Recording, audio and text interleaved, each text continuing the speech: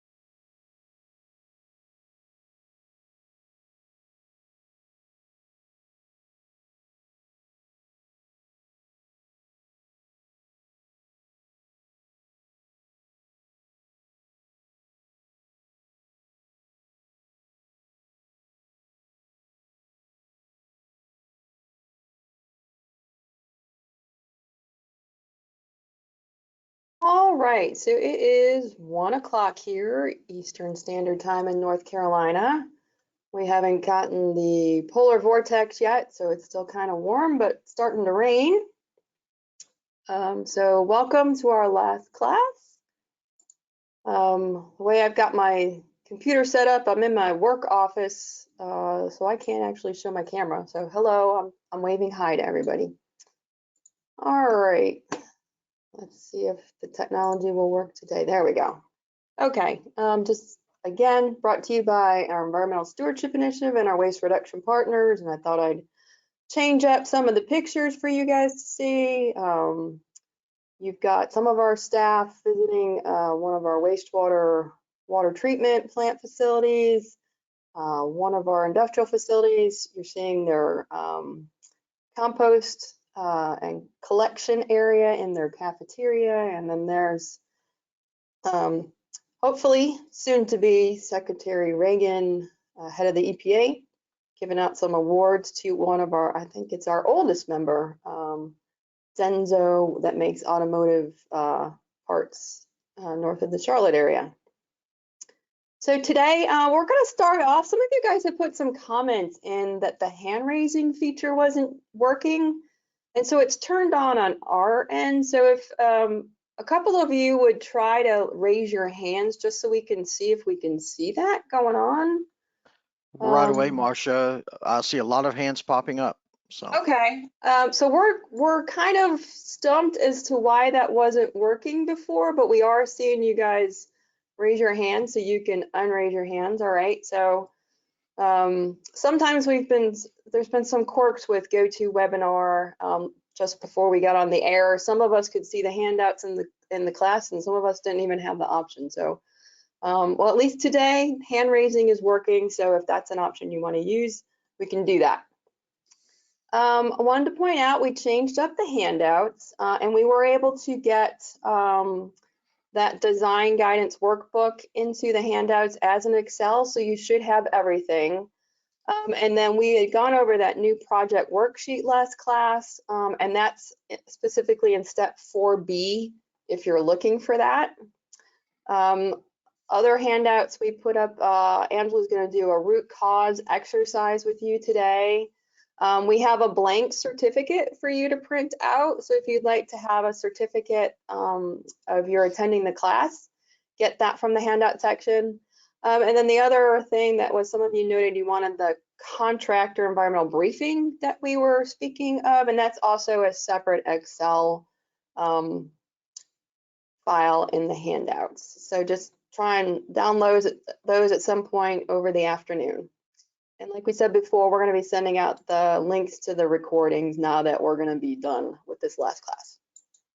All right, so the last pieces of the puzzle for the standard that we're going to go over today is emergency preparedness and response, monitoring and measurement, evaluating your compliance status, doing internal auditing on your EMS system, conducting your management reviews, and then the corrective action and continual improvement part of the standard. And then just to refresh your memories, what we went over last week. So we talked about resources, competence, and awareness. Remember that if you're implementing an EMS, everyone in your organization should be aware of your EMS, and it doesn't have to be specifically the words of your policy or anything, as long as when someone comes around, they can speak in their own terms of the concepts that are contained in your policy. And then as Don discussed, competence, it's what you say a person is competent to do a specific task, and that can be education, that could be training, that could be certification. It's just what you say, and just make sure that the folks that you are saying they have to be competent, that you have the records to back that up. And then we discussed communication. That was both internal and external, and the 2015 version is much more prescriptive on exactly the things that you have to include in your communication plan. And one of the highlights that we pointed out last time was that make sure, especially if you're doing social media, that you're taking credit for that and doing your required documentation. And then we just discussed documentation and document control. There was 15 spots in the standard where you're required to keep some sort of documentation. And then the big thing from documentation control is that if it says as evidence of, you need to have that record. And then the last thing we spoke of last class was operation control. There's environmental requirements, which, remember, those are things that you put on your organization. And then the concept of outsourced processes. And I think there were 5 different things you had to meet to have an outsourced process. But the big takeaway from that is that the organization is the one who's still responsible for those outsourced processes. All right, so we are going to transition in, and Angela, I think you should be taking over the presentation, and she's going to start off with emergency preparedness and response.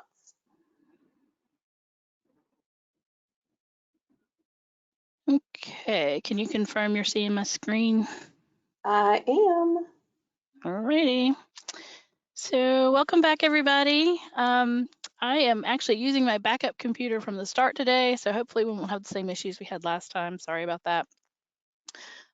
So let's get started with emergency preparedness and response. So you might remember from day 1, we mentioned the 6.11, where you actually had to define what your emergencies could potentially be. So finally, we make it back to 8.2, where it deals with you having to actually prepare for those.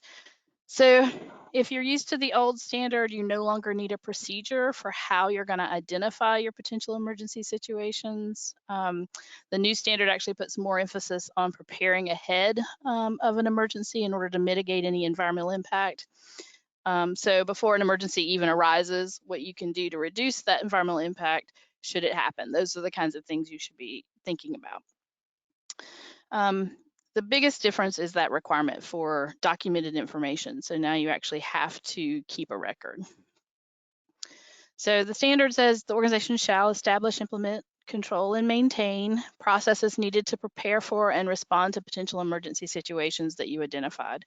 I may have mentioned this before, but what that means is, if you already have plans in place, a lot of organizations have emergency plans that are already long set up. Then what you do is you just go through those plans that you already have and just make sure that those have any environmental impacts, mitigation instructions, anything like that that you might need to add into those potential emergencies. So the organization shall prepare to respond by planning actions in order to prevent or mitigate adverse environmental impacts from an emergency situation. So, if you have a fire, what kinds of environmental impacts might there be? And think about those things that you can do to minimize the environmental impact of that. Respond to your actual emergency situation. Well, that makes sense. Take action to prevent or mitigate consequences of emergency situations. And I'll give you an example of that in a few minutes. Things that you can do to keep the environmental impact of the emergency from being more severe. You want to periodically test the planned response actions where practicable.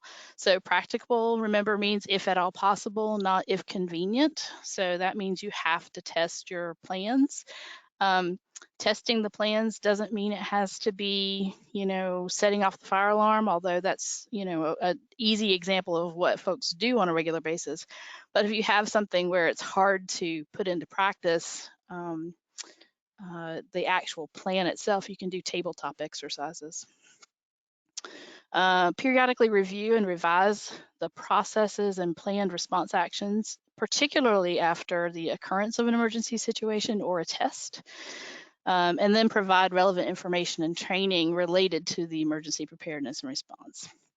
And like I mentioned, the organization shall maintain documented information to the extent necessary to have confidence that your processes are carried out as planned. So make sure that you're documenting those tests and the changes that you're making in response to those tests or actual emergency events. So we're going to break this down a little bit. So it says to take action to prevent or mitigate consequences. And you want to look at that before the emergency situation even arises. What kinds of things can you do to reduce the environmental impact should it happen? So think about, what kinds of things that you can do ahead of time to reduce your impact. So an example of this is we have a facility, and this is not a picture of the facility, it's just to give you an idea. But their building is as close to the railroad tracks as this particular building is sitting.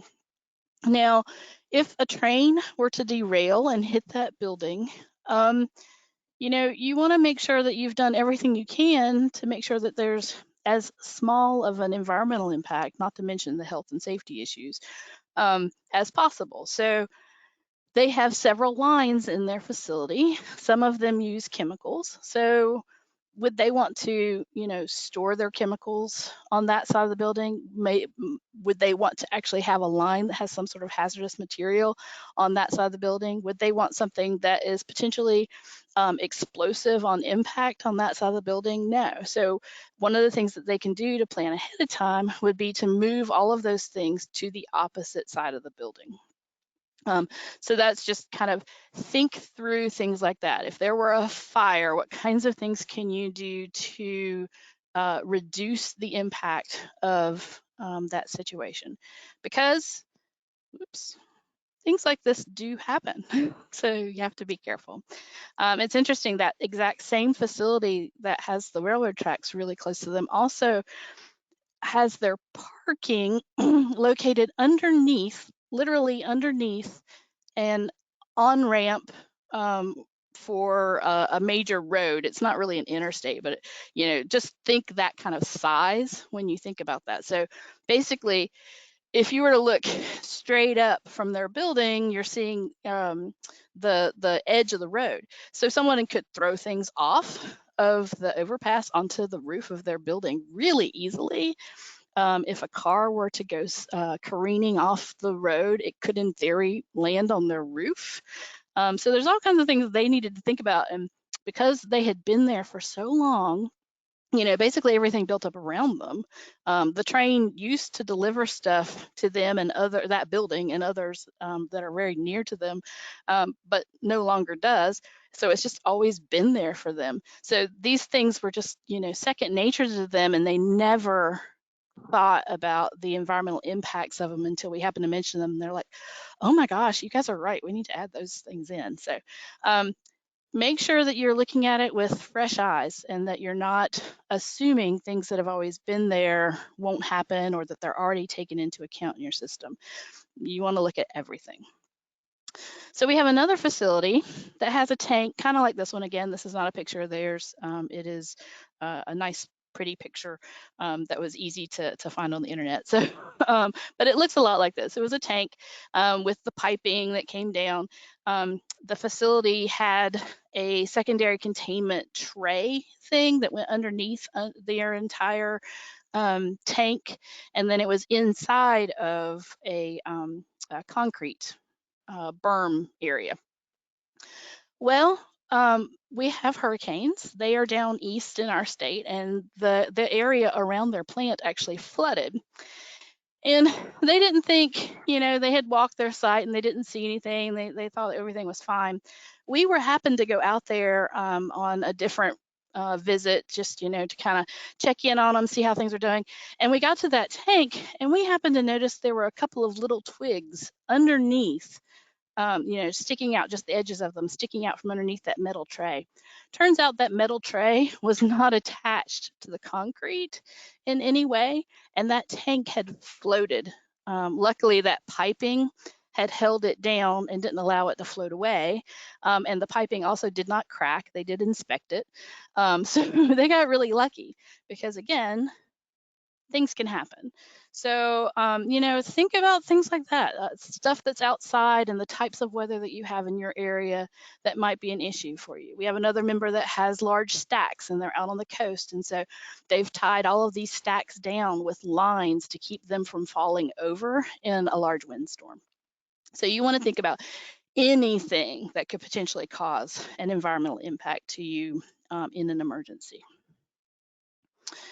Next, you want to periodically test those plans when practicable. So remember, when practicable, if at all possible, and make sure that you're doing tabletop tests for those things that you can't just pull a lever and have everybody in the plant and see and do, like those tornado warnings and the fire drills and things like that. You want to make sure you're testing all of your possible responses. So some things everybody's going to have to react to, some things only certain people react to. We have lots of members in our program who actually work with their local emergency planning committees and their local fire departments. And sometimes they'll do trainings where the fire department comes in and actually goes through their facility to make sure that they are well aware of where everything is, so that if something were to happen, they can respond quickly. So anything like that. Something else in this periodically updating when you have planned tests, you need to make sure that you have included COVID pandemic as one of the things that you are updating your system with. So last year at this time, probably hardly anyone had pandemic as an emergency that they would need to actually respond to, right? But now you've actually had this emergency, you know what your response should be. And so remember, the system is requiring that you test and react to not only the test, but also when actual emergencies occur, and update your system accordingly.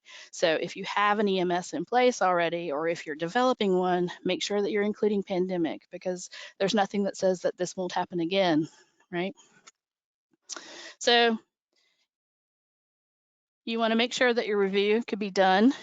You can do your review during management review, or you can have a separate meeting to do this. It really doesn't matter. It's however you define it to be. And again, you want to make sure that you've checked, did it go, if you did a test, did it go as planned, and what kind of improvements can you make? But also remember that if an actual emergency occurred, you want to make sure that those plans were also followed, or in the case of, for example, a pandemic, that you have created a plan because it was something that you had not previously considered in your system. Okay.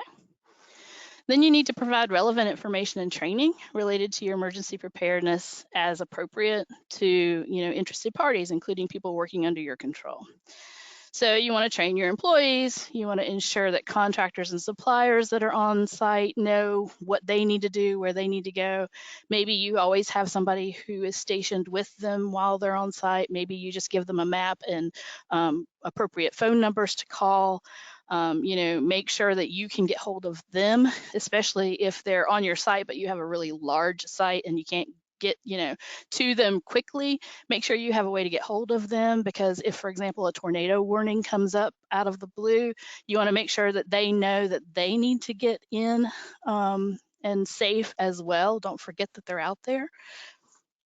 But also remember, your interested parties might also need to know about your system. So we have some folks in the program that have like ammonia tanks outside, and so the people who live near them might need to be aware of if they hear a siren, and they need to look up at the flags and know which way to go in order to stay out of the plume. Or Marcia can tell you about this one. She used to live near a nuclear plant, and so what they might do is send out a calendar of when the sirens were going to be going off as a test, and then make sure that they were aware of where they could go and get the iodine pills in case they wanted to have them on hand just in case something happened. So those interested parties aren't people that work for them. They're not people that were in the facility, but they needed to be aware of potential risks to them and what they can do about it in case of emergency. All right. Anybody have any questions on emergency preparedness? I don't see any questions yet or hands raised. Whoops, I do see a hand raised. Eric, let me unmute you, Eric, or you may have to unmute yourself. You can give that an attempt. It looks like you're self-muted. You just click over your little red microphone. And if you can't get it, just type it into the chat. Yeah, if you can't unmute yourself, just go ahead and send it through the chat.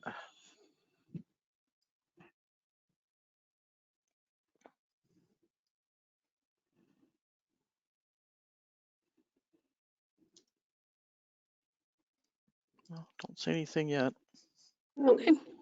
I saw it go green on his end really quick, and then it went back red for some reason. Uh-oh.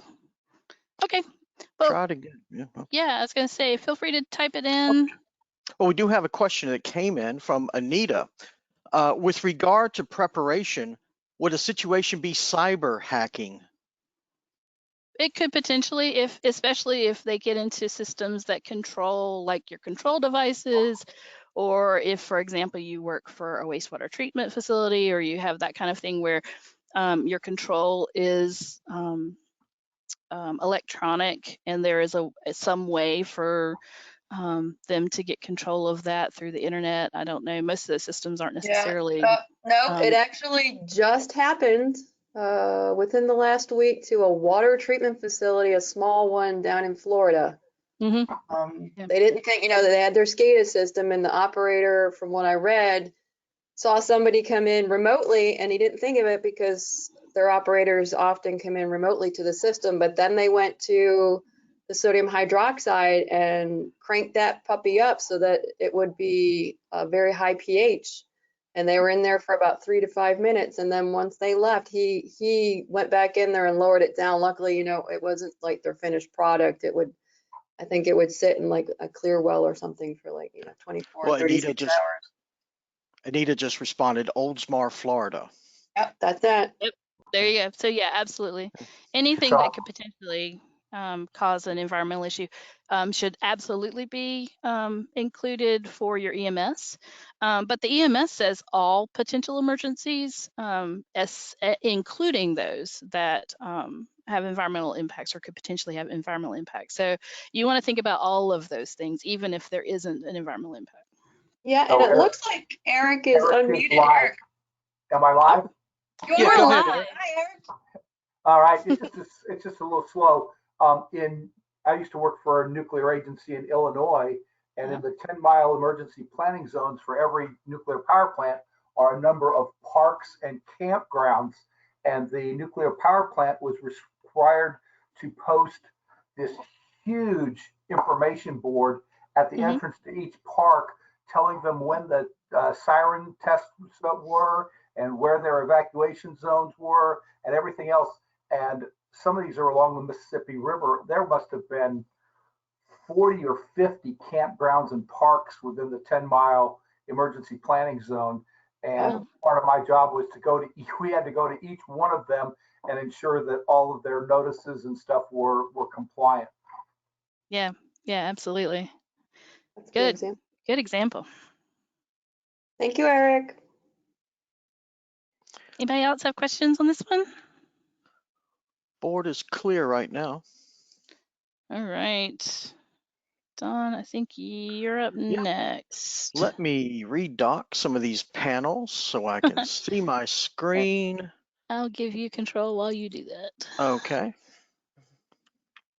There you go.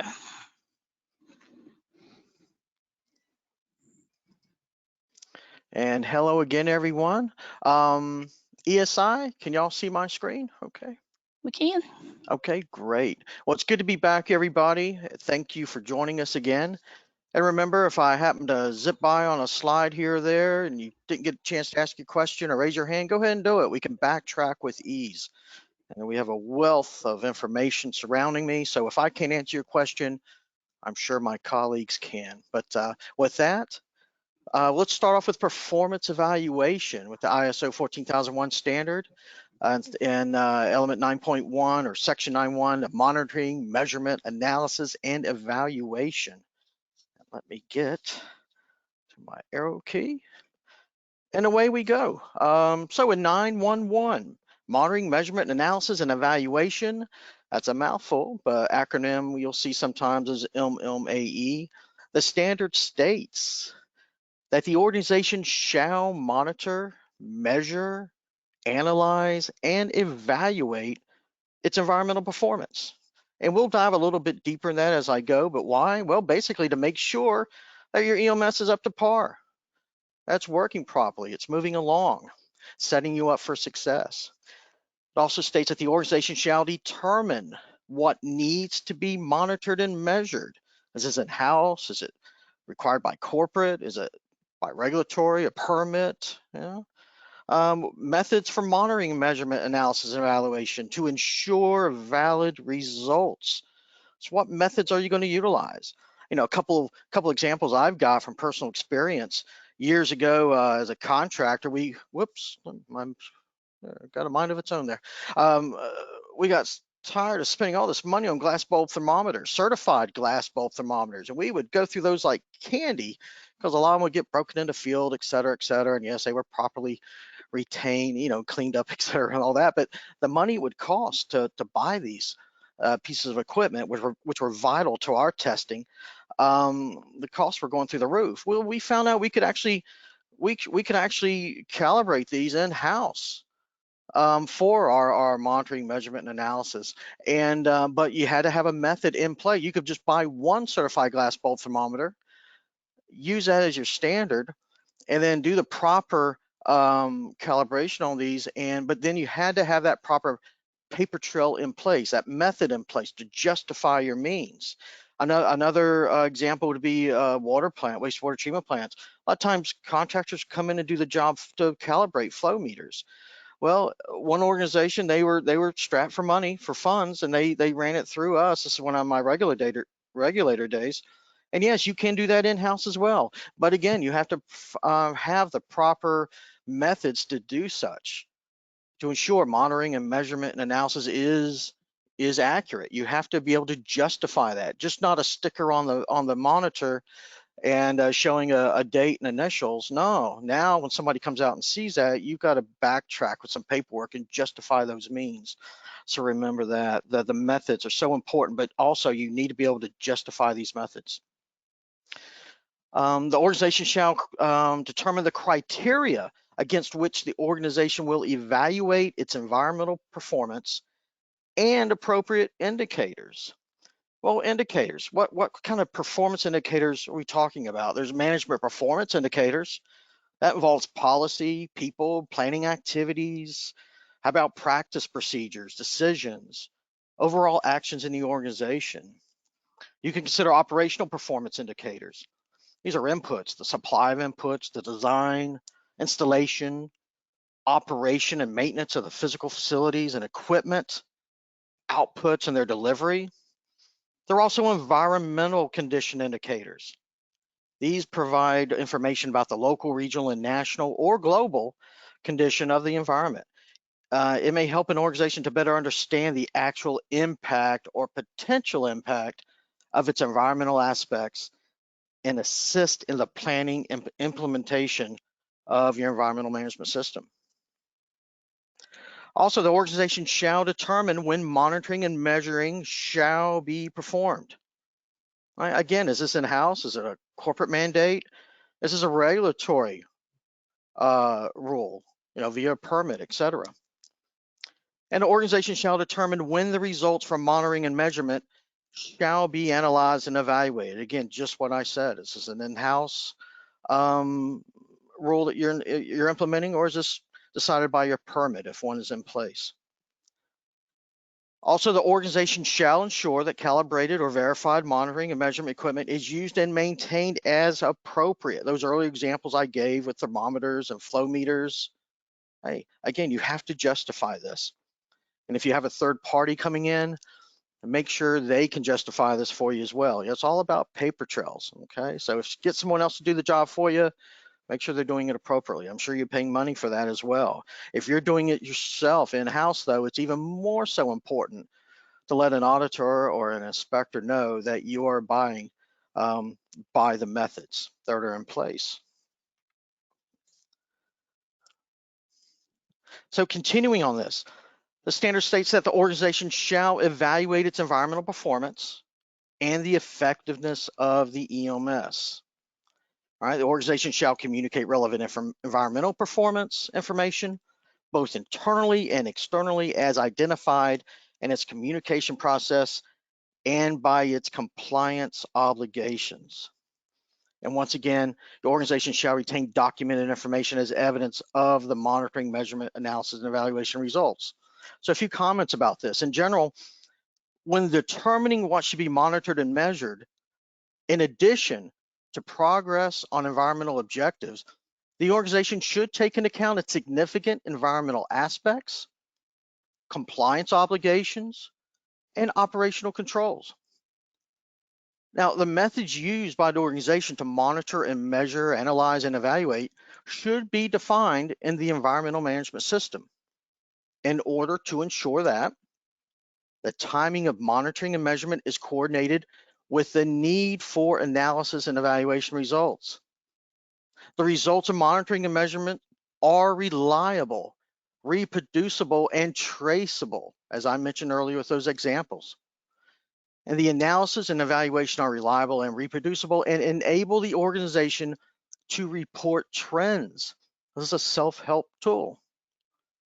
The environmental performance analysis and evaluation results should be reported to those with responsibility and authority to initiate appropriate action. Now, another explanation for this, an EMS without effective monitoring and measurement processes are like driving at night without the headlights on. You know that you're moving, but you can't tell where you're going. Okay, so in short, monitoring and measurement help you manage your organization better. The results of pollution prevention and other efforts are easier to demonstrate when current and reliable data are available. The data can help you demonstrate the value of the EMS to top management, and your organization should develop means to monitor key characteristics of operations and activities that can have significant environmental impacts and/or compliance consequences, track performance, including your progress in achieving objectives and targets, calibrate and maintain monitoring equipment, and through internal audits now in-house, periodically evaluate your compliance with applicable laws and regulations. Okay. Now, also want to comment on what should you document? Well, While you do not need documents for every process and procedure you have, it is important to make sure that any monitoring and measurement requirements are documented, including the information needed to perform the measurement, such as the expected values and the equipment to use. In this way, you can make sure that these important measurements are carried out consistently between employees, ensuring that your significant environmental aspects do not become environmental incidents. So as always, records of the calibration or verification are needed to demonstrate that you have done this important activity, and that they can be invaluable tools for investigation should a problem indeed happen. It is good to remind ourselves that you do not need to monitor measure every single thing, only those things that are significant. So although monitoring and measurement was a requirement of the 2004 version of the standard, the 2015 version is more prescriptive about defining the methods to use, establishing performance criteria, and the analysis of results. You must ensure that your measuring mechanisms are trusted, are proven, and are regular, and that you have a plan to review their effectiveness regularly. Your EMS performance and the environment will both see a benefit.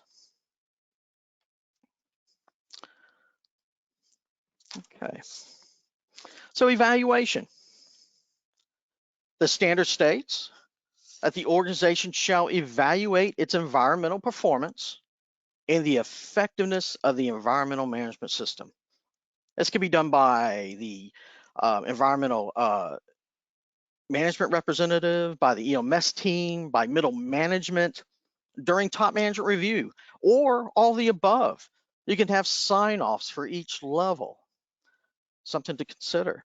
As I mentioned, monitoring in this and evaluation in the sense of ISO 14001 means that you should check, review, inspect, and observe. Okay, check, review, inspect, and observe your planned activities to ensure that they are happening as intended.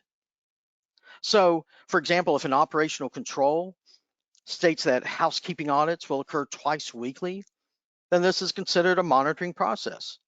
Okay? The site is checked twice weekly for good housekeeping practices, for example.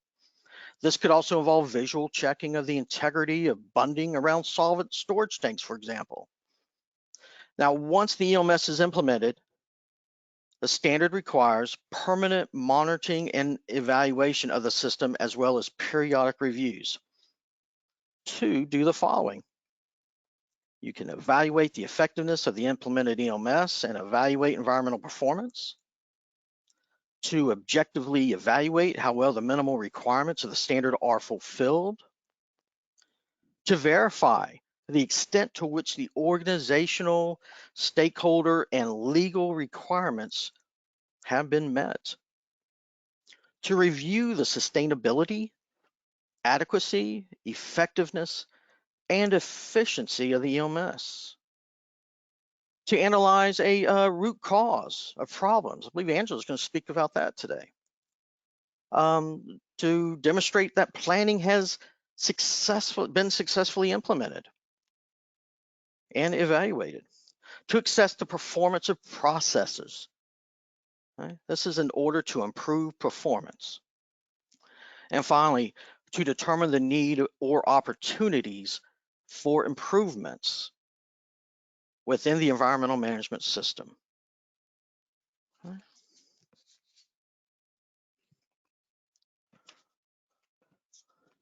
So communication of your MMAE, of your monitoring, measurement, analysis, and evaluation. And the standard states that the organization shall communicate relevant environmental performance information both internally and externally as identified in its communication processes and as required by its compliance obligations. There are many ways to do this. Internally, you have EMS boards, Gemba walks, which I'm going to dive into a bit deeper here in a second, leadership boards, training, emails, newsletters. Some of our member sites are utilizing Microsoft Teams platforms for staff input in place of your typical suggestion box that usually located around a facility. You can have Zoom meetings, especially during this day and age of pandemics. Again, that's great one-on-one communication for a group. Externally, regulatory agencies, websites, newsletters, news and press releases, billboards. Some facilities have done that. Vehicle magnetic signage. I'm used to that.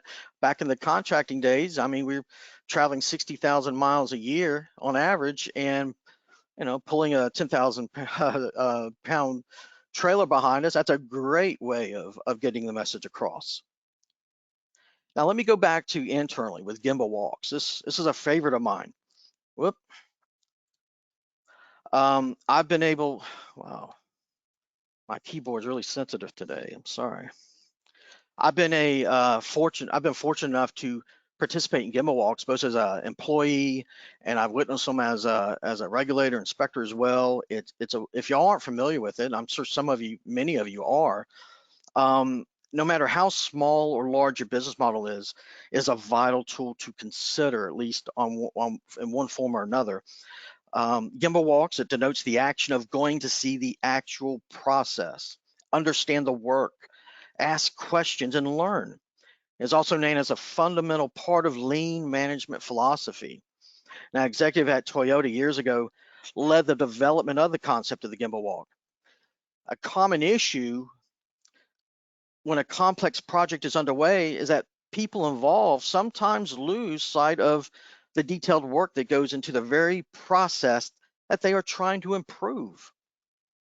So a real world problem that impacts the company's profits and customers' experience, wow, it can become more of a theoretical abstraction or reduced to data reports or endless talk about the issue around a conference table. So recognizing this problem, process improvement leaders at Toyota developed what they call the gimbal walk. The translation of the term from the root Japanese word is the real place. It is also known as the place where value is created. It means taking the time to watch how a process is done and talking with those who do the job. Hey, it's a walking suggestion box if you want to reframe it. So by focusing on the operation, listening to employees, and taking the time after a gimbal walk to reflect on what action is needed, leaders foster a cooperative atmosphere in their business. They also avoid creating the fear that gimbal walks are set up for punitive action against individual employees, which is a sure way to decrease morale, and it makes employees reluctant to share information. Oh no, it's the opposite.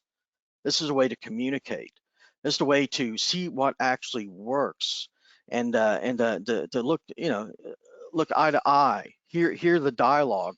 And again, I used to say in person, but even in a virtual format, if it's through Microsoft Teams or Zoom, it's a wonderful way to communicate with your staff. Again, it's a walking suggestion box, something to consider if you've never done that. So evaluation of compliance in 9.1.2. The standard states that the organization shall establish, implement, and maintain the process needed to evaluate fulfillment of its compliance obligations. Okay? Establish, implement, and maintain the process. The organization shall determine the frequency that compliance will be evaluated, shall evaluate compliance and take action if needed, shall maintain knowledge and understanding of its compliance status. Oh, this is so important. Make sure the I's are dotted, the T's are crossed. If there was any compliance action or activity, whether it's in-house or through regulatory, it should make sure it has been closed out properly and both sides are satisfied with the outcome. Otherwise, 3, 6, 9 months, a year later, you may be surprised that it wasn't closed out and there's more work to be done. And the organization shall retain documented information as evidence of the compliance evaluation results. So the frequency and timing of compliance evaluations can vary depending on the importance of the requirements, variations in operating conditions, changes in compliance obligations, and the organization's past performance. An organization can use a variety of methods to maintain its knowledge and understanding of its compliance status. However, all compliance obligations need to be evaluated periodically. Okay? This is not static, it's in flux. You can relate back to continual improvement. So if compliance evaluation results indicate a failure to fulfill a legal requirement, the organization needs to determine and implement the actions necessary to achieve compliance. This might require communication with a regulatory agency and agreement on a course of action to fulfill its legal requirements. Where such an agreement is in place, it becomes a compliance obligation. Now, a non-compliance is not necessarily elevated to a non-conformity. If, for example, it is identified and corrected by the environmental management system processes that you have in place. Compliance-related non-conformities need to be corrected, even if those non-conformities have not resulted in actual non-compliance with legal requirements. Okay? And that's where I will pass the baton off unless there are any questions.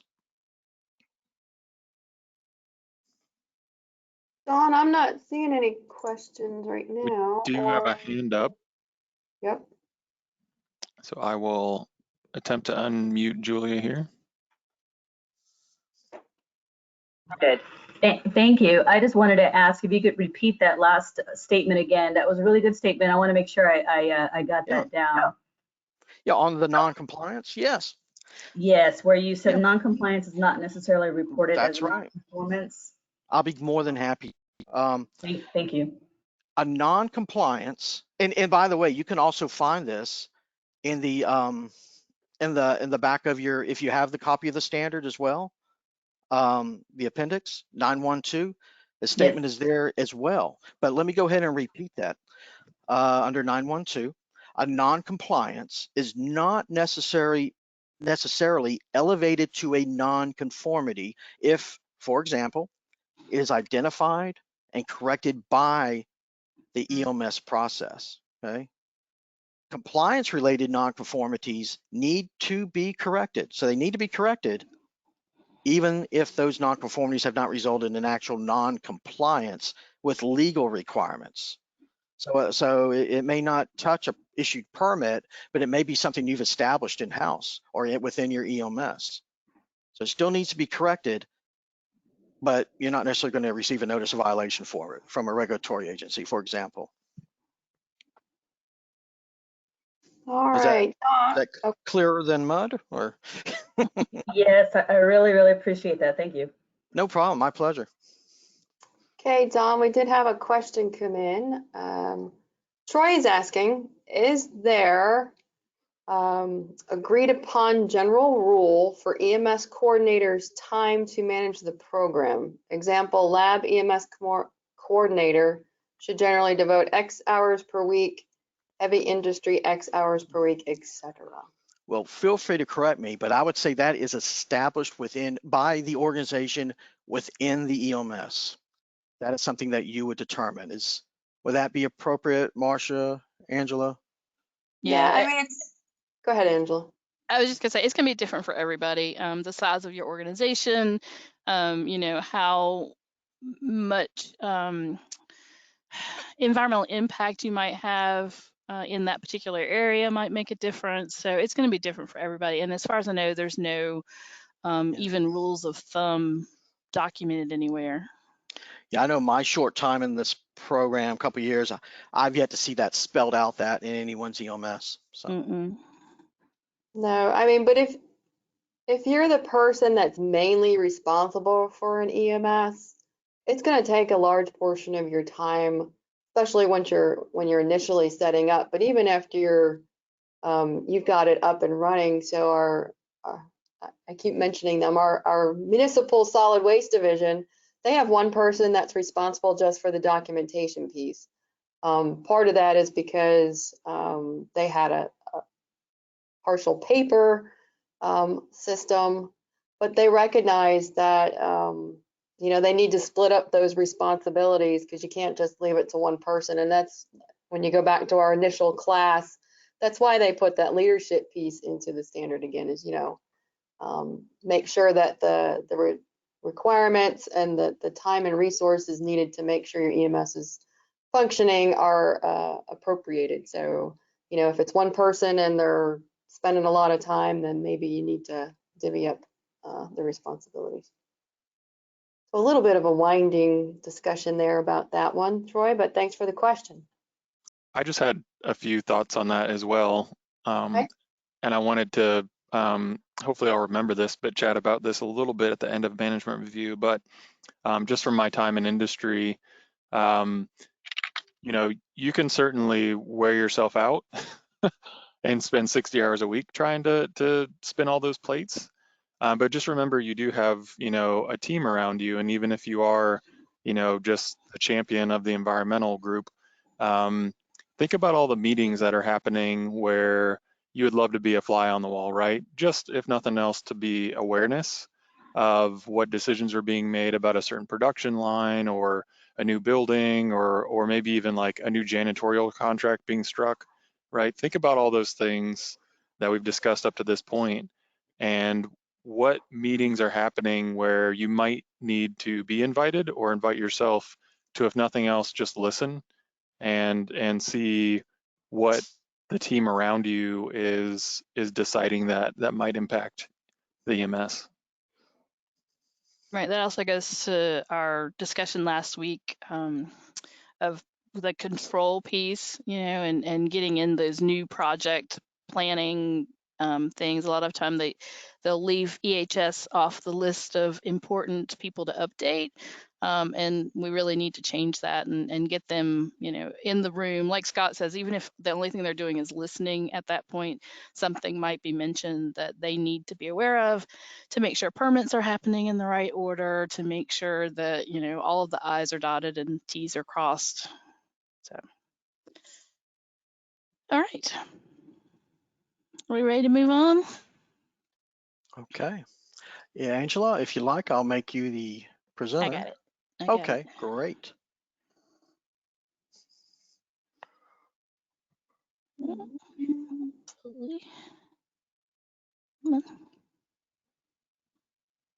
All right, can you see my screen?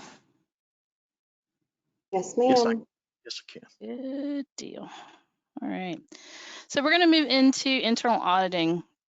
And we do a whole full day class on internal auditing. So this is going to be just, really, really shortened version of that. But so 921 requires the organization to conduct internal audits at planned intervals in order to provide information on whether your EMS is conforming to the standard, but also conforming to your own requirements within the standard too. So all those extra documents, your operational control pieces, those work instructions that you've created, all of that.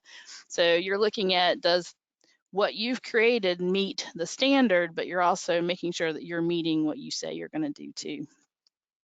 And then you want to make sure that it's also effectively implemented and maintained. So not just keeping that paper or that electronic version in a file somewhere, but actually being used. So breaking it down a little bit, you have to conduct audits at planned intervals. Planned intervals are up to you. Most third-party auditors that I've dealt with prefer that each element be audited at least annually, but there is nothing in the standard that requires it to be annual. So that's something that you write into your own system. How often are you going to actually perform your internal audits? Are you going to break it up into just a few elements here, a few elements there? Are you going to do one building this year and another building next year? I mean, it really is up to you. You have to define what your planned interval is going to be. And then what are you auditing for? You're looking for the requirements that you have put within your system. So remember the old saying, say what you're going to do and do what you said, right? So if you said you were going to do it in your system, then you need to be following that. If something changes, then you need to make sure that you're updating your documentation so that you're meeting what you say you're going to be doing. You can't just change it by doing something differently and then expect to not have a finding if you didn't update the work instructions or the procedure or whatever document that you've got that says what you're going to be doing. Okay. Is that right? Yeah, okay. The next part of internal auditing is organizations shall establish, implement, and maintain an audit program that includes the frequency, methods, responsibilities, planning requirements, and reporting of your internal audits. So we'll go into all this stuff in a minute. I'm just going to get the standard out of the way first. So when you're establishing your program, the organization shall take into consideration the environmental importance of the process concerned and changes affecting your organization as well as results of your previous audits. So that's basically saying you're going to be looking at the things that in theory should have the most importance, perhaps more often, or at least with a finer tooth comb than other things. The organization shall define your audit criteria and the scope of each audit, select auditors and conduct audits to ensure objectivity and impartiality, and ensure that the results of the audits are reported to the relevant management. So not just top management, but those managers that can affect change in that area. Organizations shall retain documented information as evidence of, so that's your record of the implementation of the program as well as the results.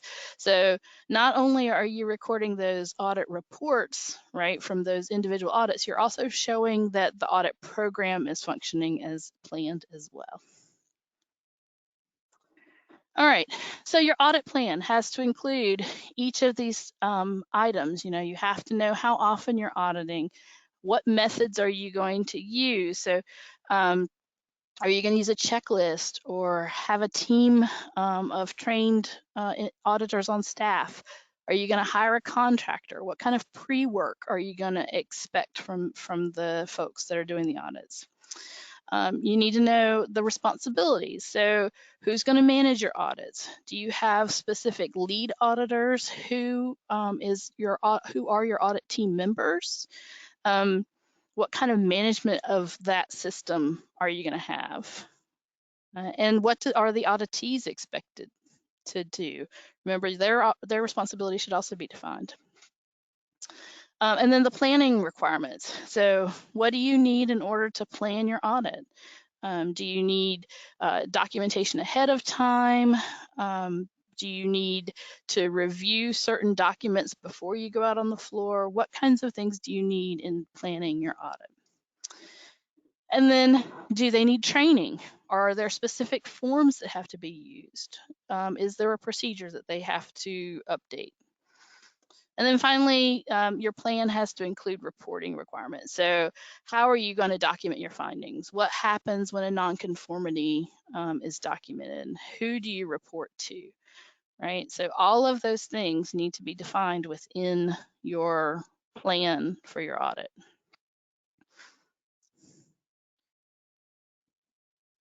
And then when you're developing your audit schedule, you have to think about the impact of individual processes. So the processes that have a larger impact, either actual or potential, you might want to look at more frequently than, for example, your office space and the recycling in that area, right?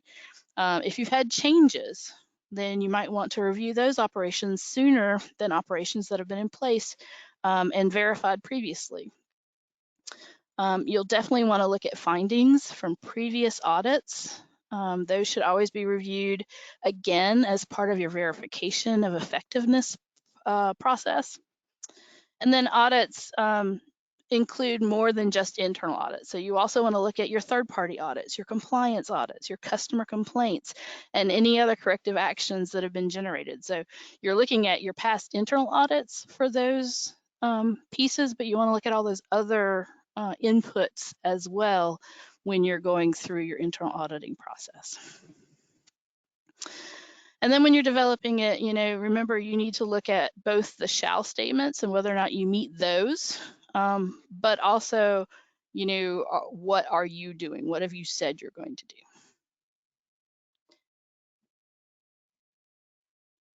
All right.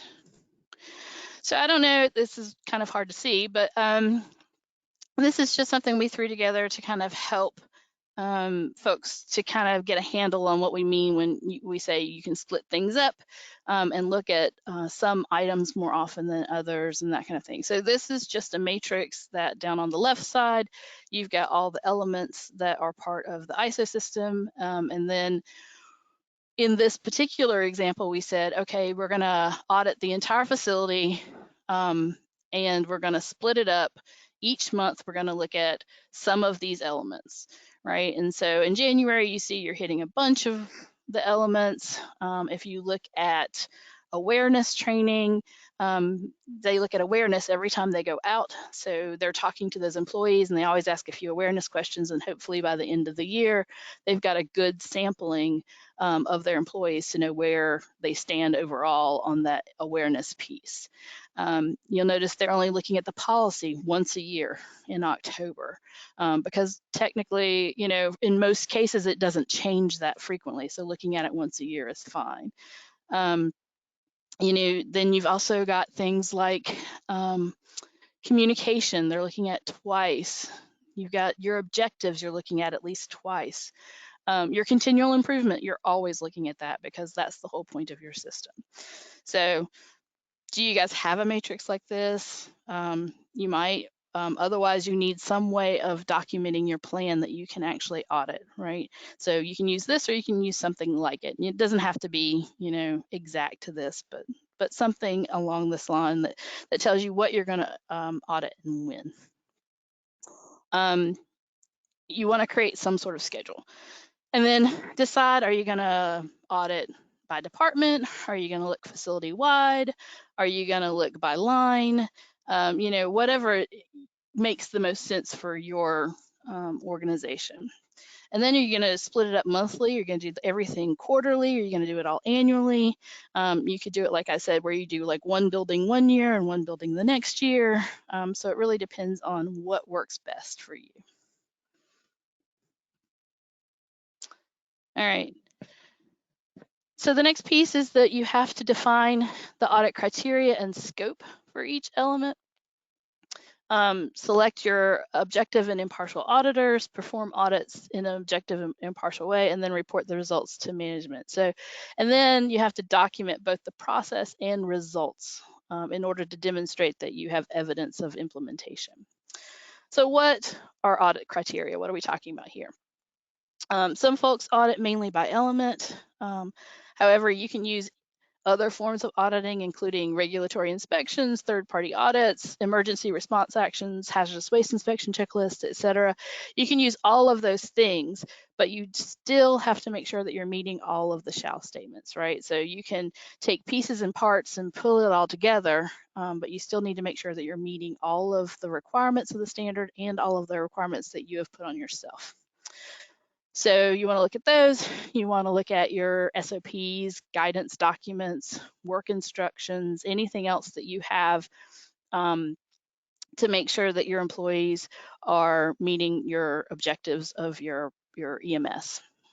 You can look at schedules. You know, even that audit schedule I just showed you could potentially be audited. Are you meeting what you say you're going to do? Are you doing the audits when you say you're going to do them? Monitoring schedules, calibration schedules, all of that is auditable. You can look at plans like your objectives. I remember when we talked about goals and setting the plans to meet those goals and having dates and all of that. And I said, it's fine to miss things, but you have to make sure that you're updating them. Well, make sure you're updating them because that's where you can get tripped up in the audit piece. You know, you might know that the part is delayed, but if you don't update that in your plan, somebody who comes in after you might not know that. Responsibilities matrix. So remember when you're documenting your roles and responsibilities that you're going to want to include who your auditors are and what their responsibilities are, who your auditees might be, you know, what the responsibility of an auditee may be, even if, you know, that's just an employee on the floor. What do they need to be aware of? And how are they how are your audits going to take place? You know, are they going to be out on the floor? Are you going to bring people into a conference room? All of that. And then make sure you're looking at your EMS manual if you have one, any operational controls that exist, and then your monitoring matrix, or however you have documented your monitoring schedule. Who is an auditor? So there is actually a whole separate guidance document on guidelines for auditing management systems. ISO 19011 has a 2018 version. And so according to that, the person with the competence to conduct an audit is the person with the personal attributes listed in there, and the person with the ability to apply skills and knowledge gained through education, training, work experience, and audit experience. So if you don't have a copy of that, these are the traits that it lists, the personal behaviors that it says that they want an auditor to have. So the first is to be ethical, which is fair, truthful, sincere, honest, and discreet. Open-minded, you want to be willing to consider alternative ideas or points of view. Diplomatic, you need to be tactful in dealing with people. Observant, so you need to actively observe your physical surroundings and activities. Perceptive, you need to be aware of and able to understand situations. Versatile, you need to be able to readily adapt to different situations. Oops. Tenacious is persistent and focused on achieving objectives. Decisive is able to reach timely conclusions based on logical reasoning and analysis. Self-reliant is able to act and function independently while interacting effectively with others. All right.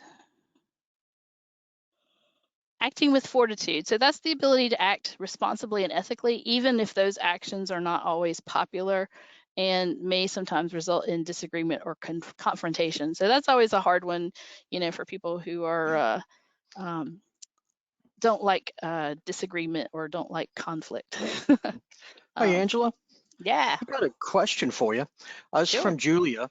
Do you have any suggestions for how to conduct virtual audits that are now occurring due to the pandemic? There is more difficulty since many of us are not physically in the office right now. Yeah, we've had to go through that too. Let me finish this slide and then I'll speak to that. Okay, I'm almost done. So open to improvement, so willing to learn from situations and striving for better audit results.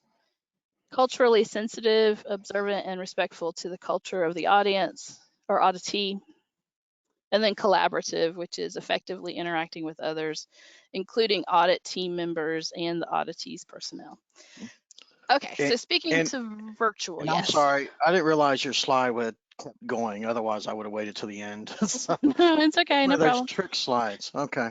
No, yeah, it's yeah. So virtual audits, we've done a few of those. It helps us if we have actually been out in the facility before. So typically we're just doing conversations with folks that we know. We have them send us their documentation ahead of time as much as possible. And then of course with technology, they can share their screen and show us anything that they didn't send us ahead of time. We also have heard from others that, you know, have some of the folks that they audit take cameras around and actually like show the process that they're actually going to be auditing, so they get an idea of what is occurring in that area, and maybe speak to some of the people out on the floor in that way through, you know, tablets or cell phones or whatever. It's not easy, I understand that.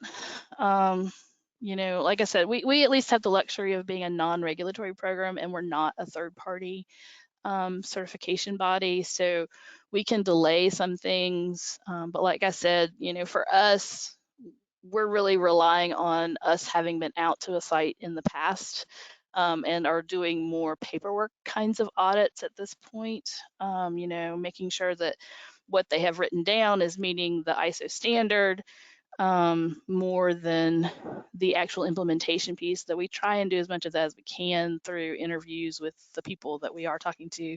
We are still having conversations with top management. The bigger struggle is talking to the people who are actually performing the work. So I know that didn't really answer your question great, but maybe it gives you a few ideas. Marcia, Don, do you have any suggestions on that one? No, you hit it on the nail. I mean, this added to our learning curve as far as how to, you know, expand our roles and our what we want to achieve for our member sites due to the pandemic. So it's been pretty new, especially with the renewal visits and can't get out there. And we even thought about, you know, can they carry a laptop around and show us what they're looking at? But we'd much rather be there in sight. So it's a learning curve for everyone. So. I will say that just from some of the trainings that we've done, it does help when you're saying, you know, somebody off the, you know, the floor, the factory floor, you know, other staff that aren't as familiar with an EMS. It does help if someone who's in the room or near them, not to coach them and tell them what to say, but it is nice to have a EMS translator in the room. So Yes. someone who That's kind of, true. That's true even when we're live. right. Well, that's true. Yeah. Yeah. But someone that, you know, they kind of understand the elements and a little bit about what is needed. And they know the person that's on the floor and they know what their skills and roles are. And sometimes folks just, you know, at all levels aren't, not that they're bashful, but maybe a little humble about what they do or something like that. So. Yeah, and that's a good point, Scott. The other thing that happened, we've done a couple of our internal auditor classes virtually, and during the last one of our members hosted, so they actually took a little video for us and everyone else that wasn't familiar, that sort of gave them or gave everyone a background of a certain area that they wanted to look at. So you could also do that at your facility. You know, Angela mentioned your auditors need to be impartial. So if someone's auditing an area of your plant they don't really know very well, you could have staff take a video and have that part as part of your EMS audit too. Yeah, during that class, what they did was they took some videos of the area that we were going to be using for our mock audit, and then they had a couple employees from that area come in for us to interview, or for the class to interview and ask their questions too. So that's one way that you could potentially do an internal audit, is have them just kind of do a walkthrough video for you, and then make a couple of employees available to you to ask questions to. And just a word of advice on the video, you know, go a little bit slower than you would normally walk. Yes. I know personally, I don't get car sick, but when I'm sure you've all seen a movie where the camera's flying around, it's a little hard to see exactly what's going on. And there's a lot of blurring and things like that too. So Yeah, or they could go through and take pictures and basically put together a presentation for you. So I think it would slow down the pace of the auditing to do some of this, but you know, it's kind of the best you can do if you can't get there in person. Okay, any other questions before we move on? I don't see any. And Julia says, great feedback. So but right now the board is clear. Perfect. Okay, so once you have folks that have these personal behaviors, you know, cultural kinds of things, you know, the stuff your mama should have taught you kind of things, then there are the skills and the knowledge that you can gain. And I'm not going to go through each one of these. You can read them. Again, this all comes from that guidance document 19,011. So these are the kinds of things you want your auditors to be able to obtain the knowledge base for, and the skills. So, I mean, the biggest thing here is time management, right? So they need to be able to make sure that they can complete the audit within the scope that's defined in the time that they're given. So they can't get distracted and you know, go off down an auditing trail that takes them way off the rails. You know, they need to be able to always keep bringing it back to the topic at hand.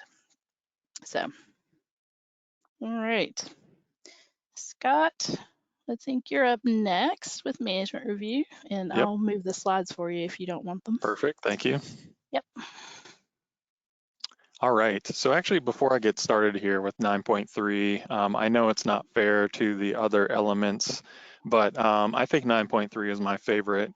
I think just because it has such a vital impact on the longevity of your program, and really top management, their support or lack of can really make or break one. And I know that we're not quite to continual improvement yet, but management review, you know, really speaks to the culture and the sustainability of a system. At least that's just my opinion. So with that, definitely jump right in here. So 9.3, management review. Top management shall review the organization's EMS at planned intervals to ensure its continuing suitability, adequacy, and effectiveness. And from this point on, there's kind of two sections here. There's consideration and outputs. So first is consideration. So management review shall include consideration of the status of actions from previous management reviews, as well as a list of changes in external and internal issues that are relevant to the EMS, needs and expectations of interested parties, the organization's significant environmental aspects or SEAs, risks and opportunities. And do note on this slide, you know, you've got the asterisk there, which is new to 2015, and a note for all of you who've had an EMS, the 2004 version up above. So make note of those changes. All right, next slide. Actually, I'm sorry, can you go back one? I'm not gonna do that the whole time, I promise. All right, so there's a note here with planned intervals. I do want to, because that is a question that has come up before, and Angela just talked about it. So just like in 9.2.1, planned intervals are what your organization decides work best for you. You know, if you're a smaller organization and you meet with your top management weekly, you know, that if that works for you and you cover all the areas, that's fine. Or if you have an annual big report out at the end of the year, whatever your fiscal year is or calendar year, however you want to set that up. So that schedule is fine as long as all these requirements are discussed at some point. Okay, next slide. All right, management review shall include consideration of extent to which the environmental objectives have been achieved, information on the organization's environmental performance, including trends in nonconformities and corrective actions, monitoring and measurement results, fulfillment of its compliance obligations, and audit results. So again, keep those things in mind when you're thinking about planning. Some of these, like the audit results and things like that, that might need to come, the management review might need to come after all your audit results are in. Okay, next. So this is the last slide here for considerations, but management review shall include consideration of adequacy of resources, relevant communications from interested parties, including complaints, and opportunities for continual improvement. So looking about and thinking about the word resources, resources include finances, human resources, people, equipment, technology, or anything needed to implement, maintain, and continually improve your EMS. And then thinking about those opportunities for continual improvement, you know, Dawn gave a great list of opportunities for continual improvement back in 9.1.1. All right, next slide.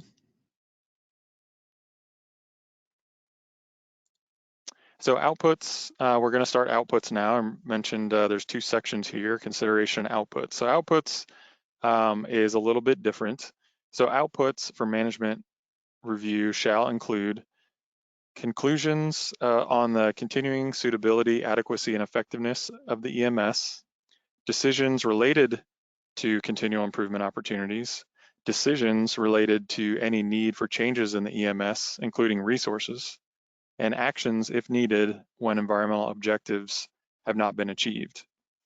And just a note here that in the annex, suitability refers to how the EMS fits the organization, its operations, culture, and business systems.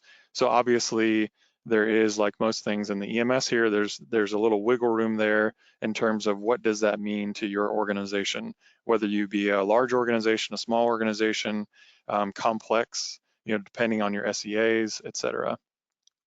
And adequacy refers to whether it meets the requirements of this international standard and is implemented appropriately.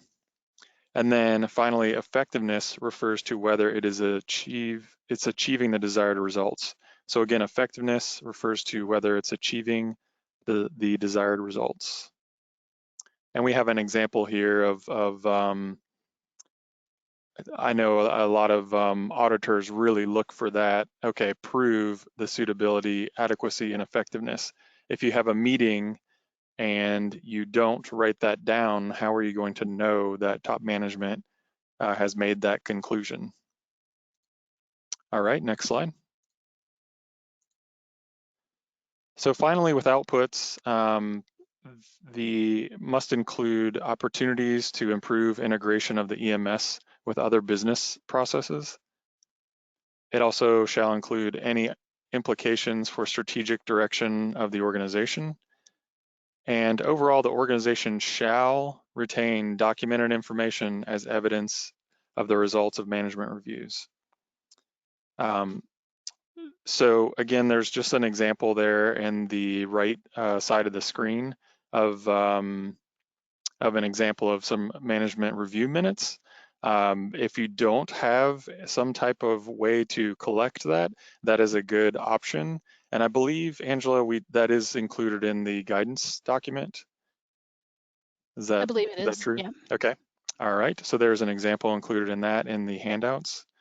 And just an overall comment here, documenting what decisions management has made relative to your EMS and how it aligns with your business or organization processes and your organization's strategic direction is another way to show leadership by top management. And I do have, I mentioned earlier about different meetings and things of that nature. This is a good place, and whether during your planned intervals, whether it's weekly, monthly, quarterly, or a big one at the end of the year, just think about this as a dialogue with you and your top management. They're in that position because of their experience, skill set, et cetera. And it's really a good time to see their vision and where you as the environmental person fit in with that. And I have this quote, I don't know who said it, I heard it along the way and it stuck with me, but and again, in some of those other meetings, like a capital meeting, or maybe you duck in and check out your maintenance team has a meeting monthly or quarterly. Even if you're just a fly on the wall in some of those meetings, just think in your head, it may not cross their mind, but it may cross your path. So meaning that, they may be thinking about, oh, we've got all our ducks in a row, we're gonna install this new paint system, it's gonna be fine. And then they hand that and that falls in your lap, and lo and behold, you need a whole slew of permits for that, and it might hold up the project. So just think about that.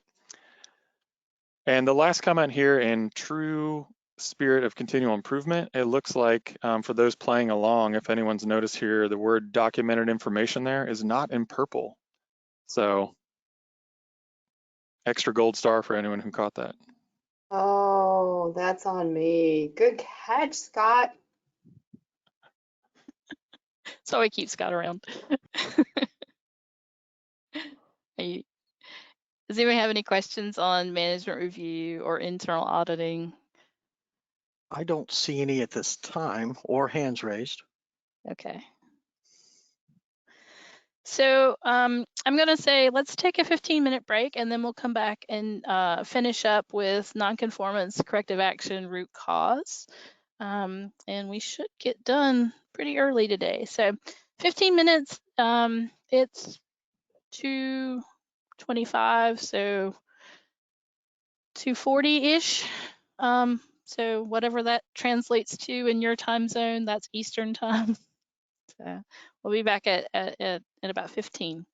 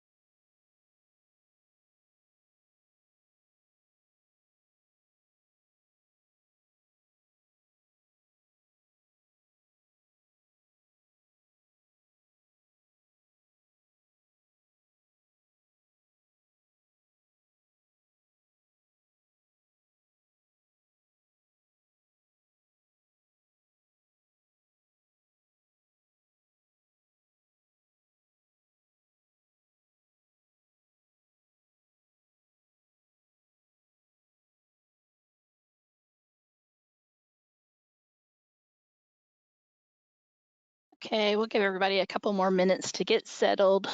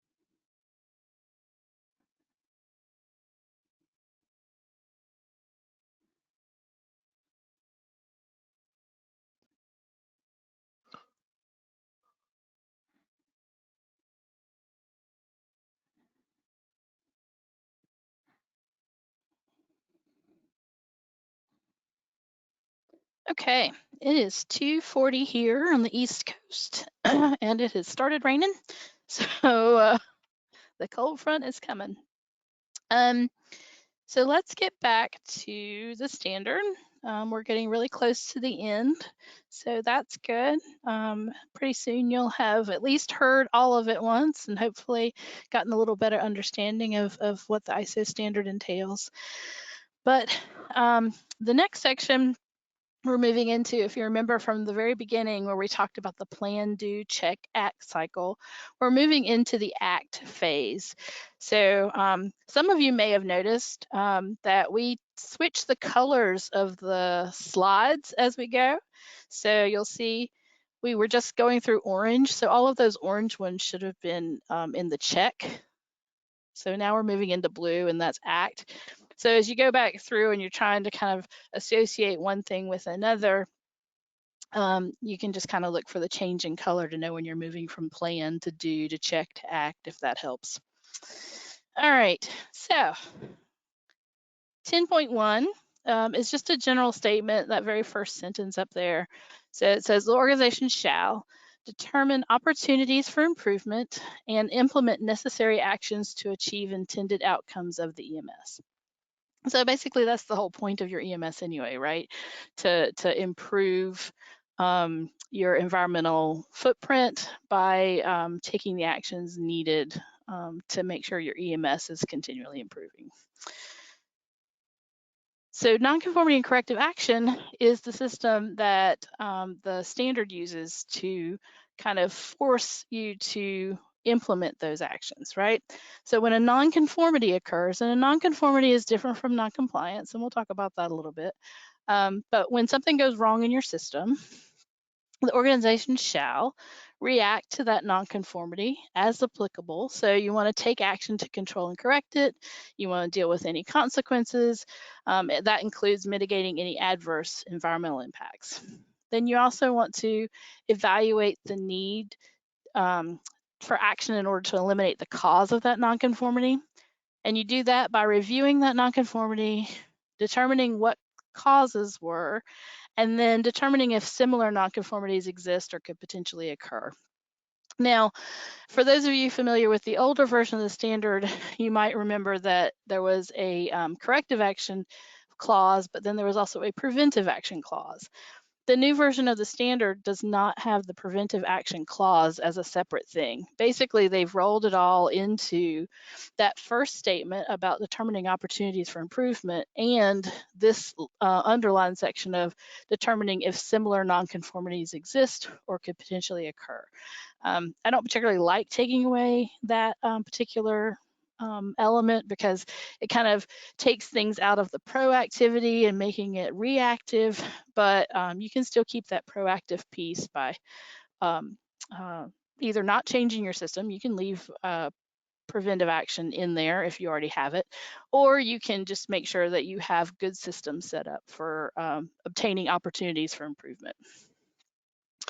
And then finally, you want to make sure that you're implementing any actions needed, reviewing the effectiveness of those actions, and then making changes to your EMS if you need to. Corrective actions shall be appropriate to the significance of the effects of the nonconformity encountered, including environmental impact. So that just says if something has a bigger environmental impact, it should be reacted to as such and not just, swept under the rug. So the bigger the issue, the more reaction is needed. And then vice versa, if it's something small, then you can use a less aggressive review process. If it's just a typo in a document, you may not need to go through an entire analysis to figure out root cause of that. You might just fix it. All right. And then the organization shall retain documented information as evidence of the nature of your nonconformance and any actions taken, and then the results of your corrective action. So remember, we have that in purple. So it is a record that you need to keep showing all of the steps that you took, and what the outcome was. And then finally, the very last element in the standard is the organization shall continually improve the suitability, adequacy, and effectiveness of the EMS in order to enhance environmental performance. So that's the whole standard. So you made it through it, but now we're going to talk some more about root cause. This is something that we have found over the years a lot of our members and others that we've talked to really struggle with. It's not that they don't understand that something caused something else to go wrong. It's just finding ways to figure out how to eliminate the underlying issue versus eliminating the symptoms of that issue can sometimes be a struggle. So we're going to give a little bit of attention to discovering root cause. So root cause, it's a factor that causes the nonconformance and should be permanently eliminated through process improvement. A root cause analysis, that's a whole collective term. It describes a whole bunch of different tools and techniques that can help you uncover that problem. So when you're looking at root cause, you want to make sure that you're avoiding operator error as the answer to root cause as much as possible, because it's more likely to be something like training needs or a need for signage. Maybe the work instructions weren't very clear. Maybe they weren't in the right language. Maybe you just didn't have enough resources or employees to make sure that everything is done properly and in the right order. There are a lot more likely root causes than the operator just didn't want to do it right. Not saying that doesn't happen, just saying it's a lot less often than we see that as the answer when someone is trying to go through a root cause analysis fast. Just as a note, operator error implies that the operator is willfully doing things wrong, and it's much more likely that they just don't know the right thing to do. So here are just a few tools. I got this from doing a Google search a couple of years ago. There's lots and lots of methods. You can look these up online and see what makes the most sense for you guys. You may already have systems in place, but we're going to go through a couple of them, a couple of the more simple ones, just to kind of get you into the mindset of trying to figure it out. So the first one we're going to do is looking at 5 whys. And so this is really, really simple. 5 whys is the easiest technique I know, and it's a good method for problems that aren't super complex. So we're going to do a quick exercise just to refresh our memory. For those of you who haven't done it before, it'll be a good initial introduction. So if you look in the handouts and open the root cause, let's see if I can get out of here so I can show you what it looks like. All right. So can you see this? Anybody here? Yes. Okay, cool. So this is what it looks like. And our very first one here on the 5 whys is Your problem statement is cardboard is banned from the landfill. A facility's been fined for sending that cardboard to the landfill. And then upon inspection of the general waste dumpster, it's obvious that cardboard is being thrown into the landfill dumpster. They are at the site. It's not like it got mixed on the truck or something like that. So just, use your imagination. We say this a lot in our class. Use your imagination and just start asking the question, why? Why is the cardboard being thrown in the landfill dumpster?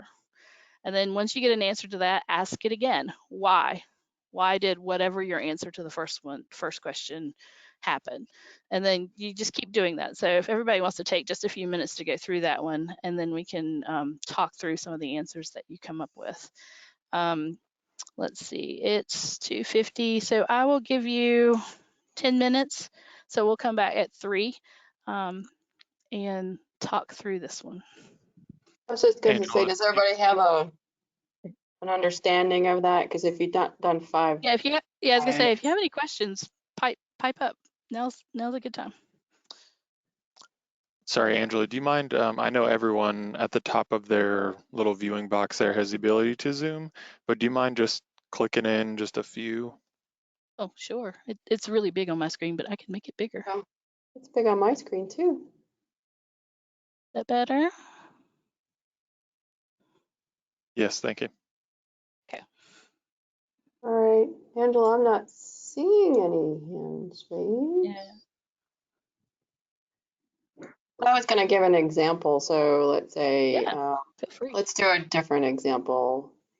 There was garbage in my garbage bin here at the office, even though I know the janitorial staff came by. So first question is, why was there still garbage in my garbage bin? And you could say, well, the person didn't pick it up. So the next question would be, well, why did the person not pick it up? And then the answer for that could be, because there was metal in the bin. Well, why was there metal? So that's sort of the 5 whys questions. You answer one and then go on to the next. That's right. And the idea is that if you've asked why at least 5 times, then you should have gotten dug down enough to have come at least close to the root cause. If you're still able to continue asking whys, there's nothing that says it has to stop at 5. If you can keep drilling down, keep drilling down. But 5 usually gets you there. Sometimes 3 gets you there, but the method is called 5 whys. So, and we have a member in our program that uses 5 whys and a how. So there are many variations.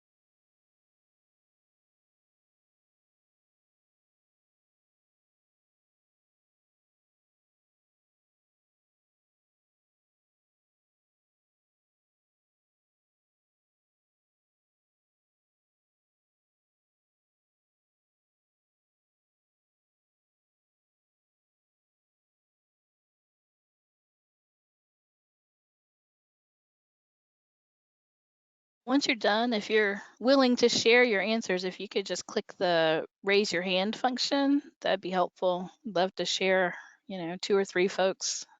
Like I said, use your imagination. So, everybody's answers can be different on this one because, we all have different perspectives on what could potentially cause this since we don't have the actual dumpster in front of us and the people who are managing it.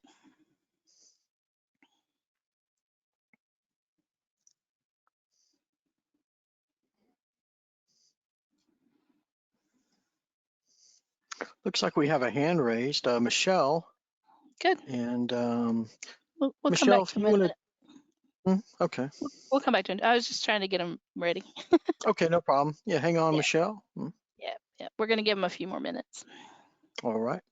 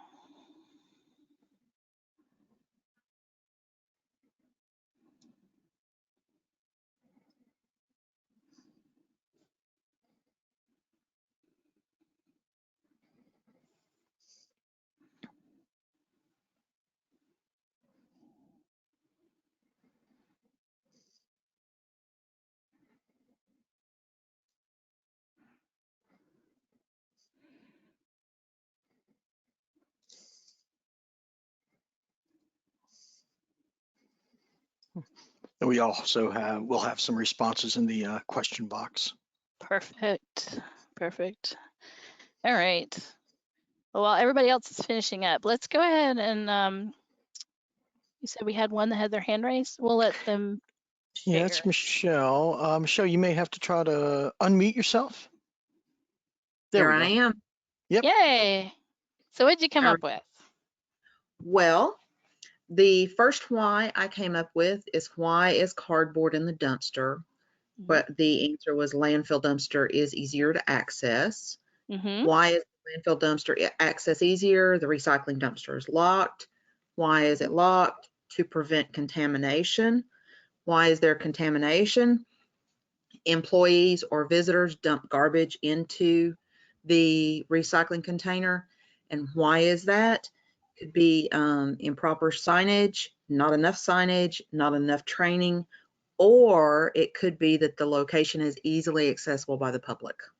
Great. Yeah, those are all great root causes. It's not just because they willfully are putting it in the wrong place. It's just easier in a lot of cases, or it's not clearly defined. Very good. Yep. Very good. Thank you. Do we have any others, Dawn? No hand raises, but now Elizabeth, she started to put her 5 in the question box, but then she said evidently the cut and paste isn't working. So Elizabeth, feel free to raise your hand if you like. But Anne stated the facility is fined for sending cardboard to the landfill. Why?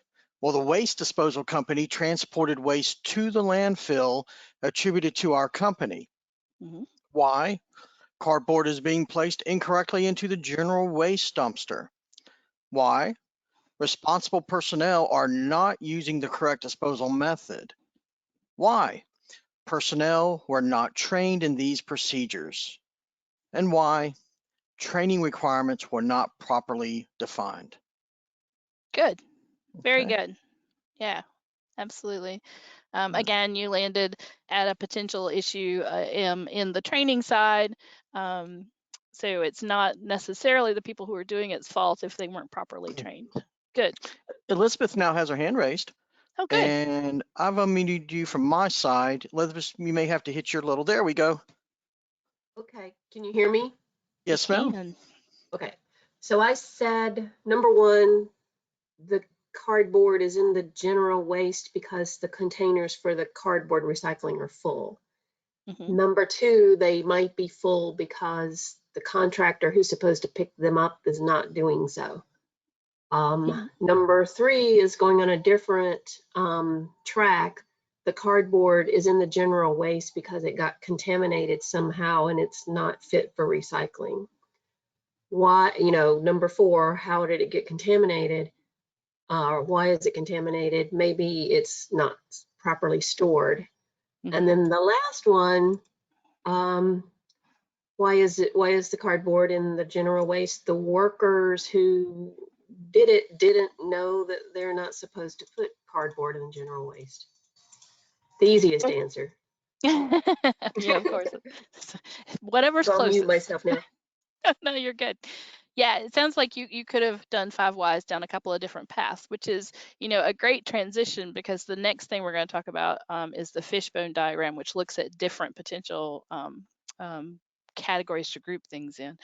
But I would have kept going on your first 5 whys. You said why it's because they're not picking it up often enough. Well, why aren't they picking it up often enough? Do you need to change your schedules? Do you need to have a pull system where you call them to come get it when it gets close to full? That kind of thing. So I probably would have kept going down that initial one. But yeah, good paths, both of them. Was the vending machine truck parked in front of it at the time? Yeah, exactly. Okay, that's all I see right now. Good. No, those are great. Very good, everybody. That's exactly what we're looking for. All right. So, like I said, the next thing we're going to talk about. Oh, now I need to make it smaller, Scott. So we're going to talk about the fishbone method. It's also called Ishikawa. Most people just call it the fishbone because it looks like a fishbone, as you can see. And I like to think of this as 5 whys on steroids a little bit. So you define your problem just like you do anything else. You want to make it as clear and as thorough as you possibly can. But then instead of just going why, you look at the different possibilities of why. So you look at what the people might have sorry, I need to switch my notes here so I can actually see what I'm talking about. Come on. There we go. All right, so so you might look at the people part, and what we're talking about there is the human element. What kinds of things might happen, like training and things like that. Then you might have the process piece. How is the work being done? Are the instructions appropriate, kind of thing? And then you look at equipment.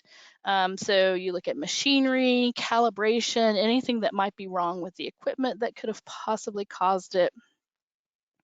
The materials, that's components or raw materials that are going into it that might be an issue. The environment, and when we're talking about environment here, we're talking about the building, the logistics, the space. And then finally, you look at management, and that's like higher level decisions or rules that might affect it. So I need to bring my presentation back up so you can see the next example, but you're going to use this form, or you can just jot it on a piece of paper or whatever. Okay, let me share. There we go.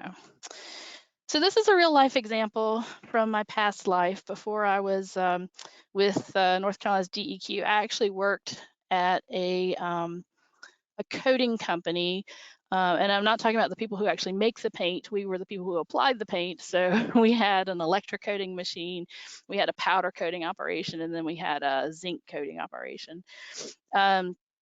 And in this particular case, there was an issue on our powder coating line. So this is not our powder coating line. This is much brighter space than what we had at the time. It's much newer, but it's similar enough that I can explain what happened using this picture. So this is a powder coating line.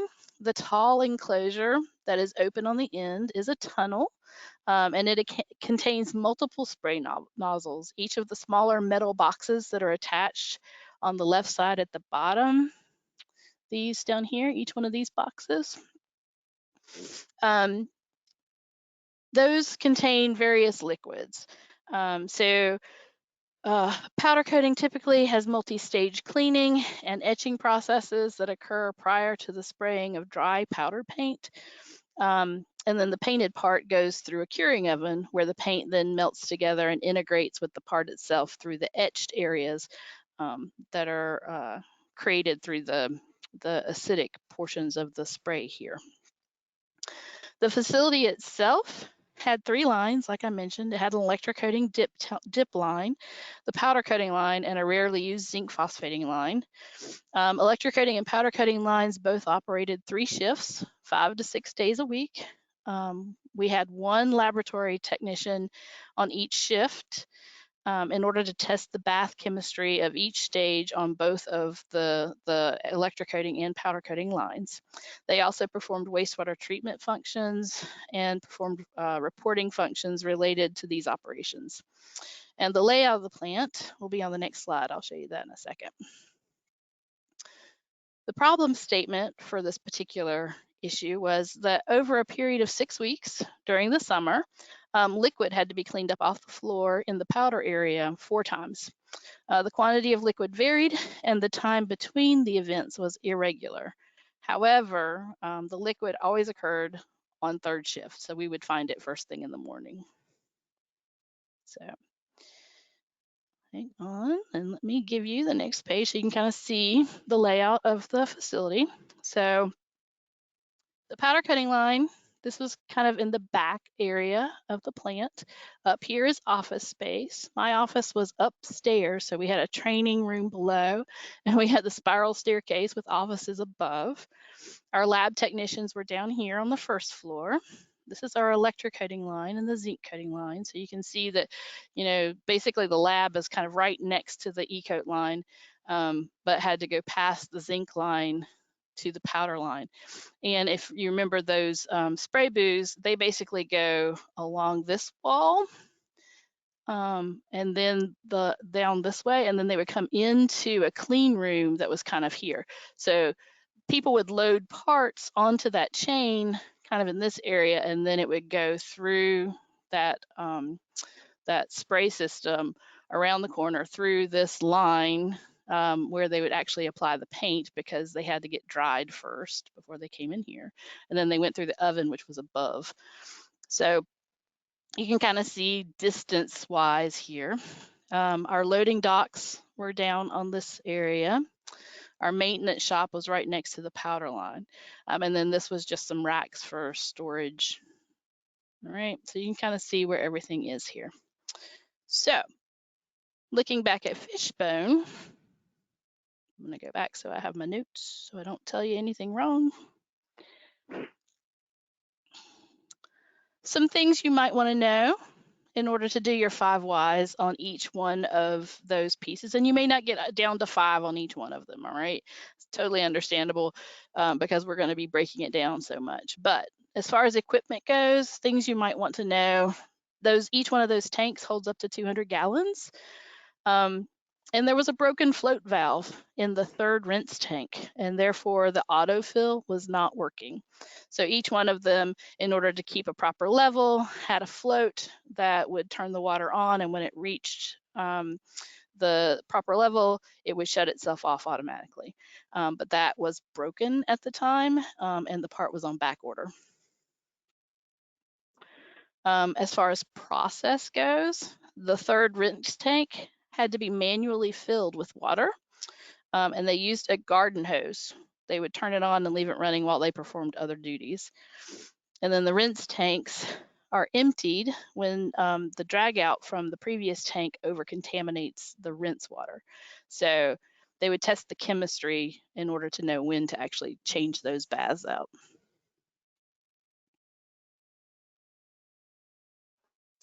Under people, it was during the summer. Remember, we had 6 weeks. So during the summer vacations, we only had 2 lab techs available to cover all 3 shifts because we would have, you know, 1 out on vacation at a time. So we always scheduled it so we at least had 2, right? And then other employees who worked on the powder coat knew how to do different things, but did not know how to test the tank chemistry and deal with any of that. The only material in this particular issue was water. It was a rinse tank that has an issue. So that really isn't going to be something that we need to deal with too much. And then environment. So the lab I showed you is located on the far side of the building from where the powder coat line is. The tanks are situated such that they face the back wall. Therefore, it's not in the line of sight of the other lines, the offices, or the lab. And then under management, the lab techs report to both the E-coat and powder coat managers. There's no cross training between the lab techs and other employees when we're short staffed. So you've got all of that to kind of come up with how you would fill out that fishbone diagram. All right.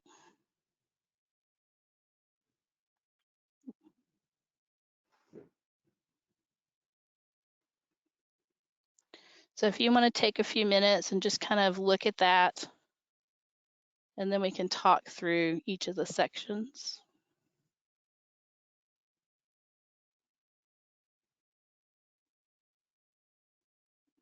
If you have any questions, feel free to raise your hand or put a note into the chat function. And if you're ready to talk about it, you can also raise your hand.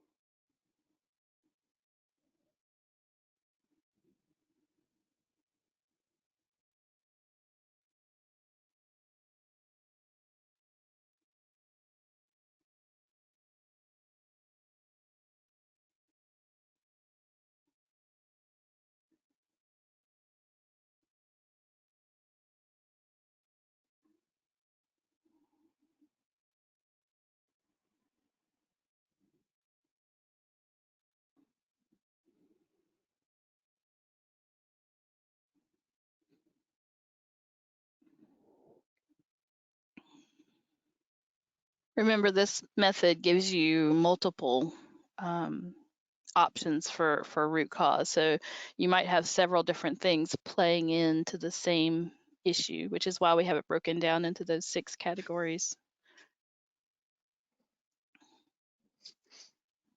And even within those categories, you might have multiple causes that you can look at. So you'll notice there in this slide that under materials, you can have a primary cause and a secondary cause. And then under the others, you have multiple lines going in to your root cause main line there.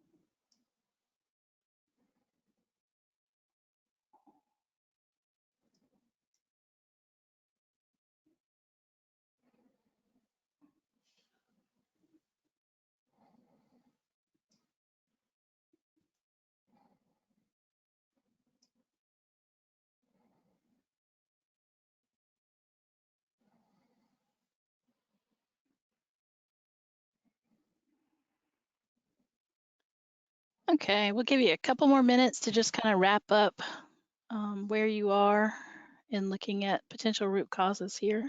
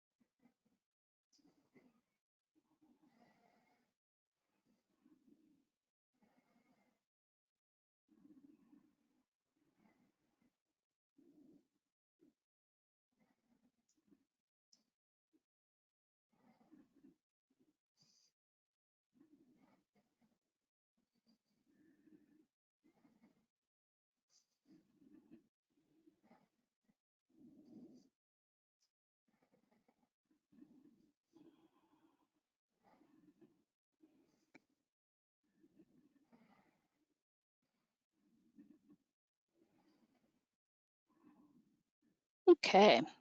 Does anybody want to share anything that they came up with on potential causes?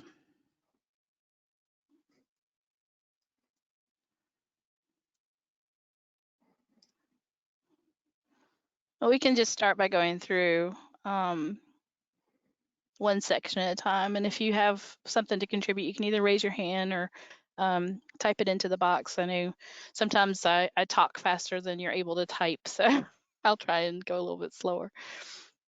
So equipment's easy. You know, we talked about the float valve being broken. And the reason it hadn't been fixed is there's a part that's been back ordered.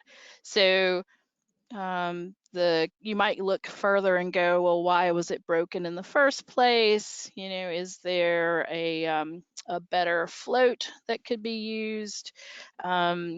Was it because the drag out from the previous tank was causing an issue with that particular float? Maybe it corroded too easy, something like that. So if you can go through that equipment thought process, and you would probably do that with maintenance folks that would have a better idea of what could be a potential better solution than the current floats that were being used.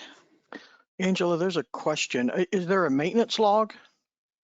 There could be. I'm trying to remember if we had one at the time. I'm sure we did. It wasn't something that I looked at in my particular role at that company. Yeah.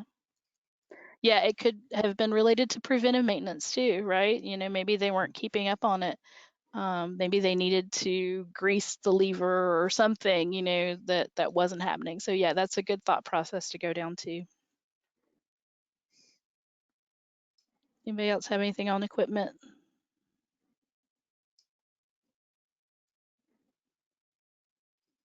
Okay, so we'll move on to process. So remember we talked about the process is that normally it's an automatic fill and stop with that float, but since the float was broken, they just had a garden hose and they just stuck the garden hose in and turned it on. Remember, it's 200 gallons that they're filling. So if they had to completely drain it because of, you know, getting too much loading from the previous tank, then they weren't going to stand there and hold that hose for as long as it would take to fill the tank. So that was one process issue.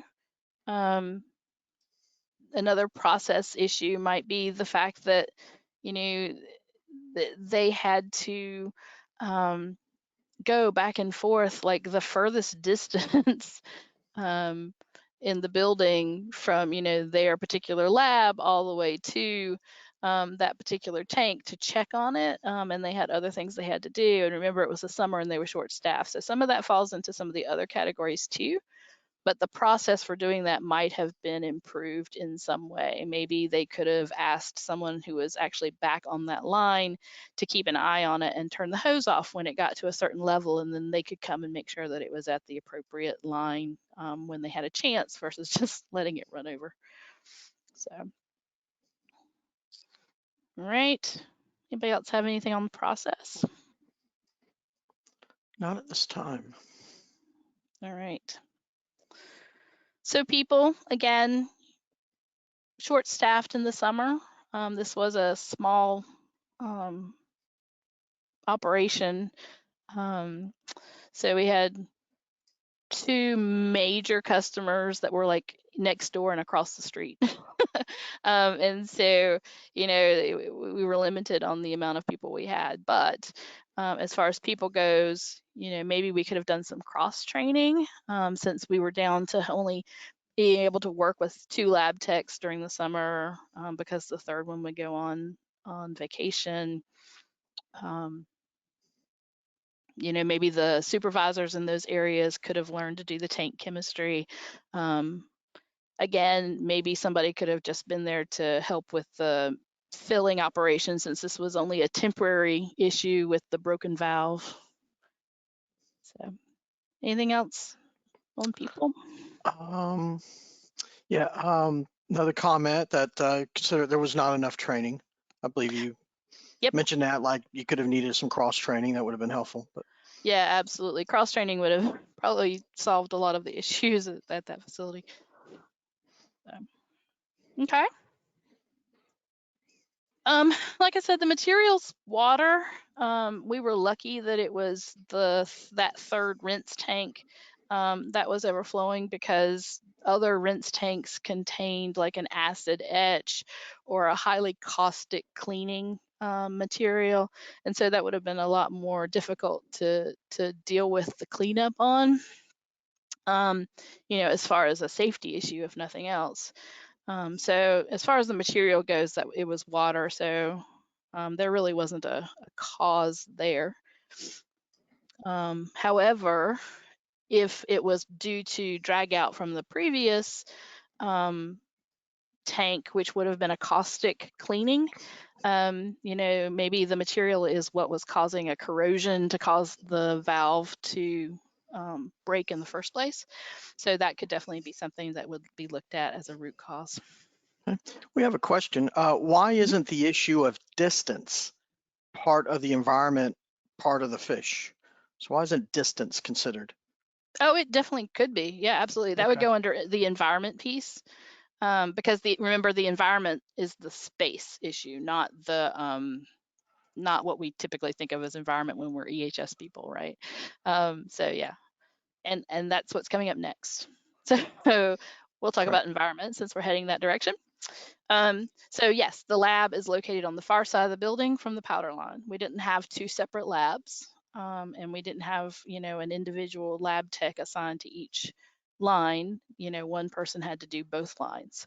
So yes, that distance is absolutely one of the issues here. Right. The other issue is the way they face. Remember, I said, you've got that kind of C shape. Well, the tanks are on the far side from where the lab was sitting. So they wouldn't even be able to see it if it overran. And even being in an office that was up above the floor, I couldn't see the other side from where I sat. So it wouldn't have been easy to just observe unless you were back on the powder line. And remember, when I gave you the problem statement, the quantities varied. So it just kind of depended on who back there saw it first and turned the water off, when it started spilling over. All right. Anything else on environment from anybody the space issue? Not at this time. Okay. And then the last section was management. Remember, we had people being pulled in multiple directions, so the lab techs had to report to both lines, and there was no cross training being done of any of the other folks that worked in those areas to be able to help them out. So that was definitely a management issue.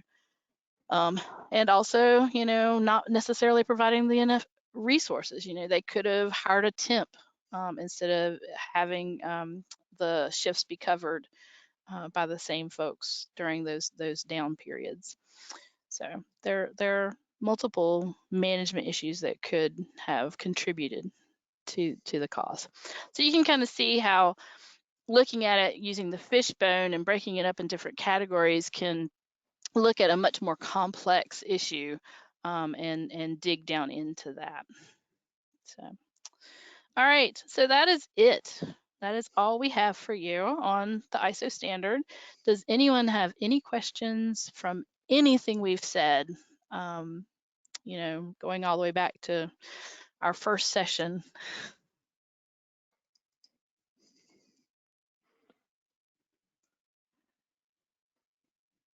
Nobody? Nothing yet. Wow, we did such a good job. I know. We did have a lot of questions on day one and, some other questions. And thank you all for your participation today. Not sure what the issues were with the hand raising on the other days that we didn't see it. But We do have one, it's in the question box. Eric states he's still pondering the practicable phrase. So practicable versus practical. So, I never really thought about it either until we went through a lead auditor class that was. what did I just do? Whoops. You muted me. Did I mute you? Somebody muted me. Yeah, suddenly I was muted too. Moving the mouse too quickly. Okay. Technology. Hey, wait.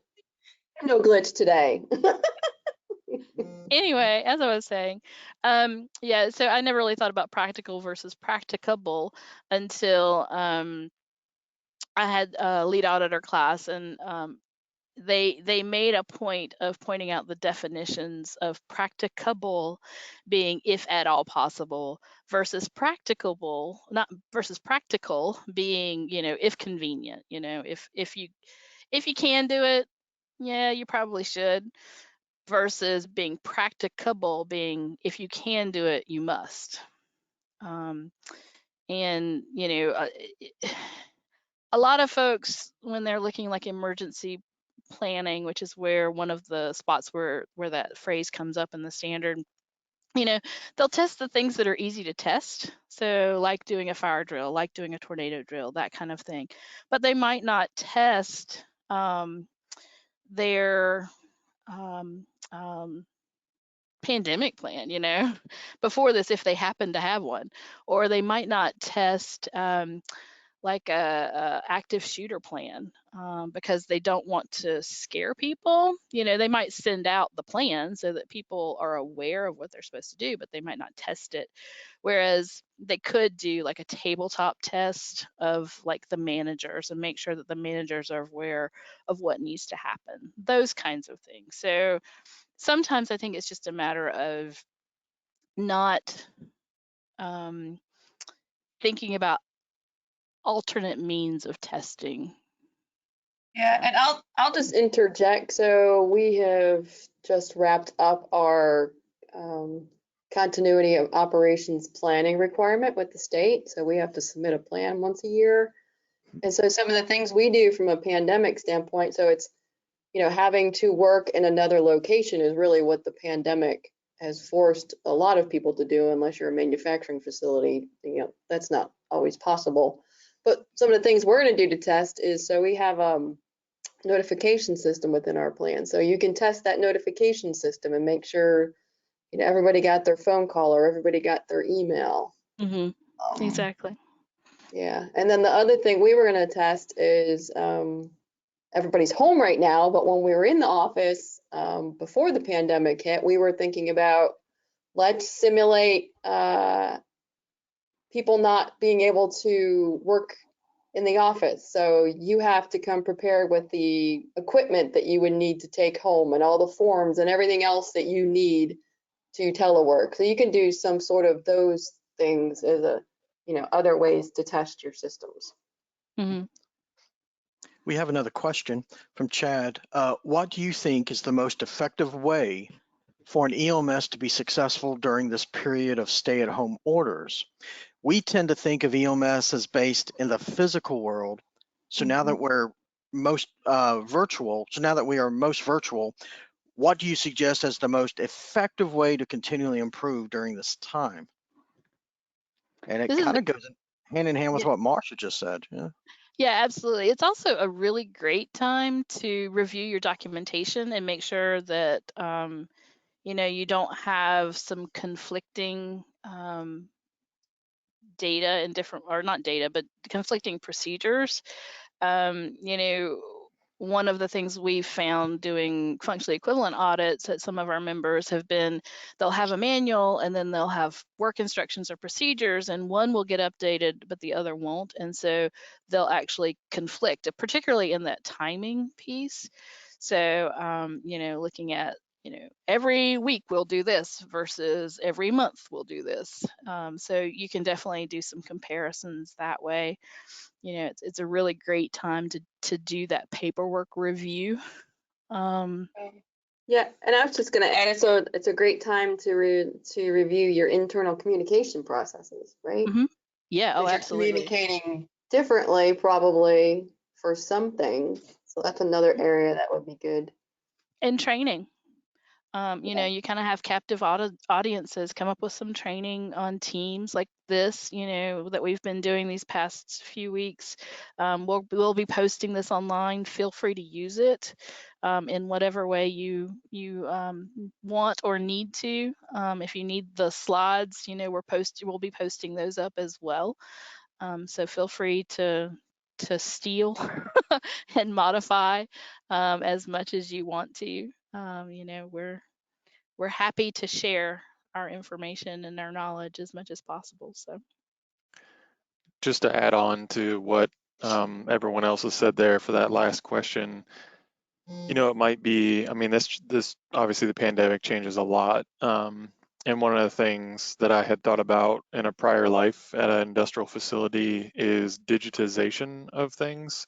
And that might even, and what I'm referring to specifically is, and even to Angela's example of a float switch, there are now fairly inexpensive, digital IoT Internet of Things type equipment that can ping you or send you a text when a float switch, overflows, or something's too low, something's too high, out of some parameter. Whereas prior to the pandemic, when you have, a body in the facility walking around, the ROI, I guess, kind of isn't, or the EMS ROI isn't quite there. But now, we think of staff not being at the facility. Well, gosh, who's going to go check, the stormwater drain, or who's, now a cheap camera can maybe, you can peek in on it and do a live stream. All this being said, assuming that you have good internet connection and power. So if all those boxes are checked where you have decent power, you have decent internet, now might be the time to push through some type of IoT float switch or something like that. Right. So. Yeah, and another thought on pandemic related being, it would be a good time to set some lower level baselines. How do your buildings operate with very minimal people inside them? So you can look at your electricity use and actually set a little better baselines than maybe you could in the past, a fewer estimates needing to be made of, how much power you're truly using. And to that matter, maybe you have some additional time where you're not doing other regularly scheduled things that you would have been doing in the office. You could review more of the trend data that you have in energy use, water use, some of those things that maybe you've been saying, oh, we really should look at that, and just haven't had time to do. We had a request. Cara would like to know, could we share the link for the presentations used in these trainings with participants? Oh, I will. Yeah. We're going to post them up on our website as soon as we get today's link, which hopefully I'll get sometime next week. As soon as I get all 4 links, I will post all of those, all of the slides, all of the handouts up on our website, and then we'll send out an email to everybody who registered with where you can find that easily.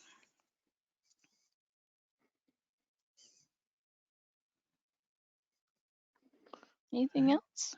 All right, now just answer some, we got some thank yous for the training and answers and Very welcome. examples, and we appreciate everybody attending and participating. Yeah, and if as you leave, make sure you fill out the survey, even if you haven't done it one of the previous days, because we really do take that feedback and try to improve our training, and we'll try and get back to you with any questions that you might come up with in that as well. Chad was curious, any additional free trainings in the future? Maybe. Yeah, we're always doing. Yeah, we have lots of events that we do via webinar, especially in the past year. Everything that we typically did live, we've switched over to webinar. Yeah. We actually have a couple of events coming up in March that you may or may not be interested in. Dawn runs a quarterly hazardous materials roundtable, and the upcoming one for next month is, tell me, Dawn, what's the topic? Waste determination requirements. Okay, there you go. Your hazardous waste. Yeah, for hazardous waste, March 16th. Yep. And then March 30th, we are going to be doing what we call our environmental benchmarking series. That one we didn't do any of last year because we were trying to figure out how to do them when we couldn't get together. So, but we have one that's going to be scheduled with Sierra Nevada Brewing. They have a facility in Mills River, which is the mountains of North Carolina. And they're going to be talking about all kinds of sustainability things that they have done. And then after they're done, we're also going to have one of our members from our recycling group here talk about this great cooperative of multiple breweries in that area working together to kind of consolidate their recycling needs to get, more service in that particular realm, because each one of them alone had very small doses, and so they were having a hard time getting somebody to pick it up. But they're working with a local MRF to actually consolidate everything at that MRF from all these different breweries, so they can have somebody come in and take it for them. So that should be really good, and you can get to any of those by going to our website. Yep. And if you've done the free tour, if you haven't done the free tour, you get 9 samples of beer. Yeah. Big shout out if you want to come visit North Carolina. It's near the Asheville area. It's a gorgeous brewery. Yeah, they're right. We're so happy they agreed to chat with us. They're right near the airport. Well, besides Chad's endorsement of Sierra Nevada, he's got last question, I promise. Are there similar organizations in other states that offer similar support? I can't speak to what all the other organizations offer. We all do a little bit different things. There are other leadership programs out there. There are lots of assistance programs out there, but they might not necessarily be in the same divisions. A lot of them are based out of colleges. Look for your local, they're called MEPs. I can't remember what that stands for, but most of those are based out of colleges. I can't. But yeah, but if you go to the EPA website for P2, pretty much anybody who receives a pollution prevention grant provides assistance. Not all of them provide ISO training, but you can see what kinds of things are available. Yeah, so Kelly notes that ours was the only state or government training she found. Now we do know that Georgia State does some Georgia ISO, Tech. thank you, does some training, but Yep. you have to pay for that one. Yeah, that's part of their college, but it's also part of their P2 program. I've got a couple. One, well, first, if you don't mind me guessing, MEP Manufacturing Extension Partnership, That's I it. believe. Okay. Yeah. And, So each and state should also, have one of those. gotcha. And also Elizabeth said IACs are based out of universities such as NC State. Yeah. So, and Kelly agrees. Yes, I'm a Fed, limited funds. So We hear you. Yeah. Yes. Yeah, like I said, so this will be posted online. We're happy to do our overview for anybody.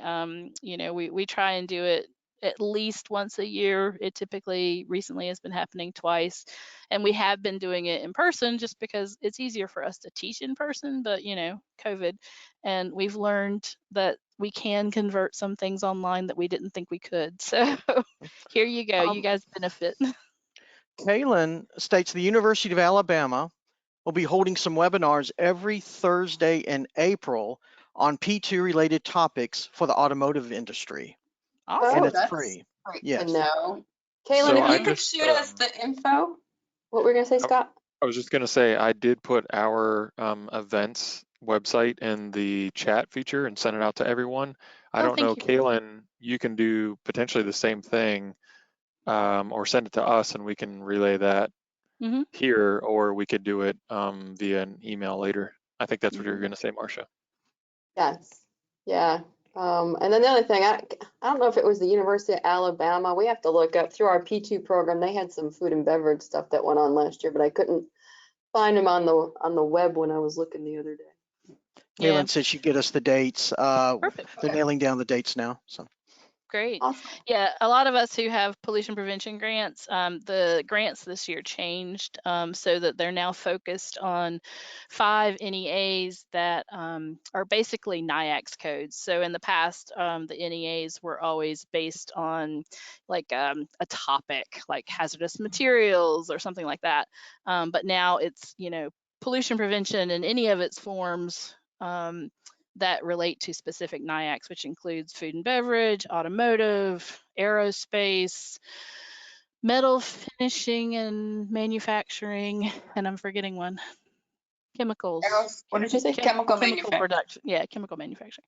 So those are the 5 NEAs that all of us who have pollution prevention grants are working towards. Not everybody is working on all 5. We happen to be, because we're a leadership program and we have folks that fit into each one of those. But it's another good place to look. Yeah. Kevin states that we did do some work with the food and beverage industry last year. It's a UA Safe State, that is. We utilized a P2 grant from EPA last year that went really well. Yeah, absolutely. Yeah.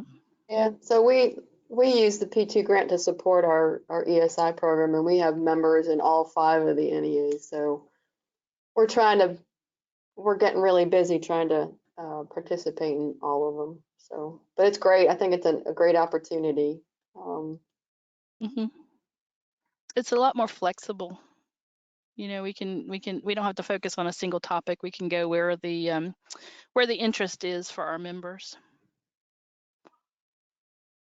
Any other questions? Let's see, a lot of compliments, and we thank y'all again. We couldn't do it without you. And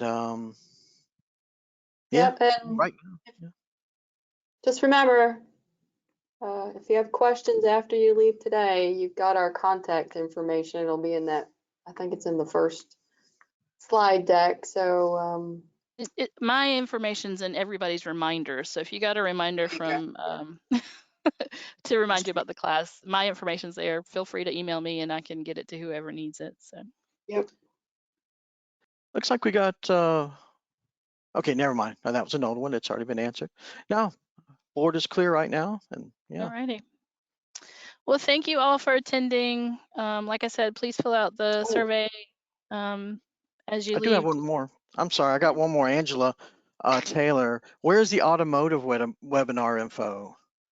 Angela, I think Alabama was still nailing down their dates is what they put in the question box for us.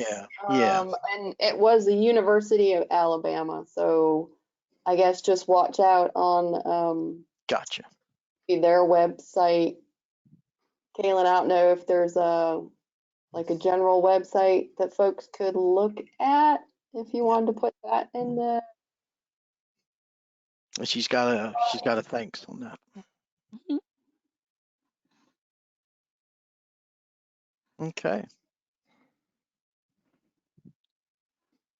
Alrighty. Thanks, everybody. Yes, thanks. It's been fun. It is.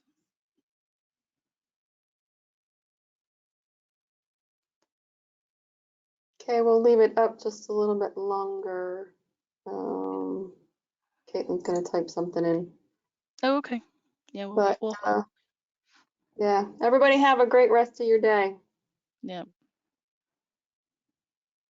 before we officially end. Oh, Caitlin has her hand raised. Hold on. Hey, Caitlin, you're there you go. Hey, sorry, I don't actually know how to get my chat to work, but it's Alabama Safe State, all one word, .ua.edu. Okay, hold on one second. Alabama, because we can put that in the email that goes out. Alabama Mhm. Safe Safe State Okay. at ua.edu. At ua.edu. Okay. And we have a section on there for P2, and that's where we'll be putting our information on those webinars. And hopefully we'll get an email blast out this next week that we can send to y'all and y'all can forward to this group. Oh yeah, that would be great. All righty. And I think Kevin gave the same info. Was that uasafestate.ua.edu? That's correct. Yep, great. Thanks, Kevin. Thanks, everyone. Thanks, Kaylin. Thank y'all. This was a great presentation. Oh, you're thanks. welcome.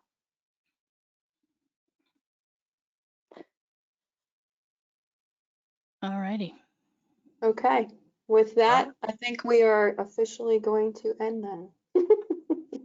Bye, everybody. Bye. Bye-bye.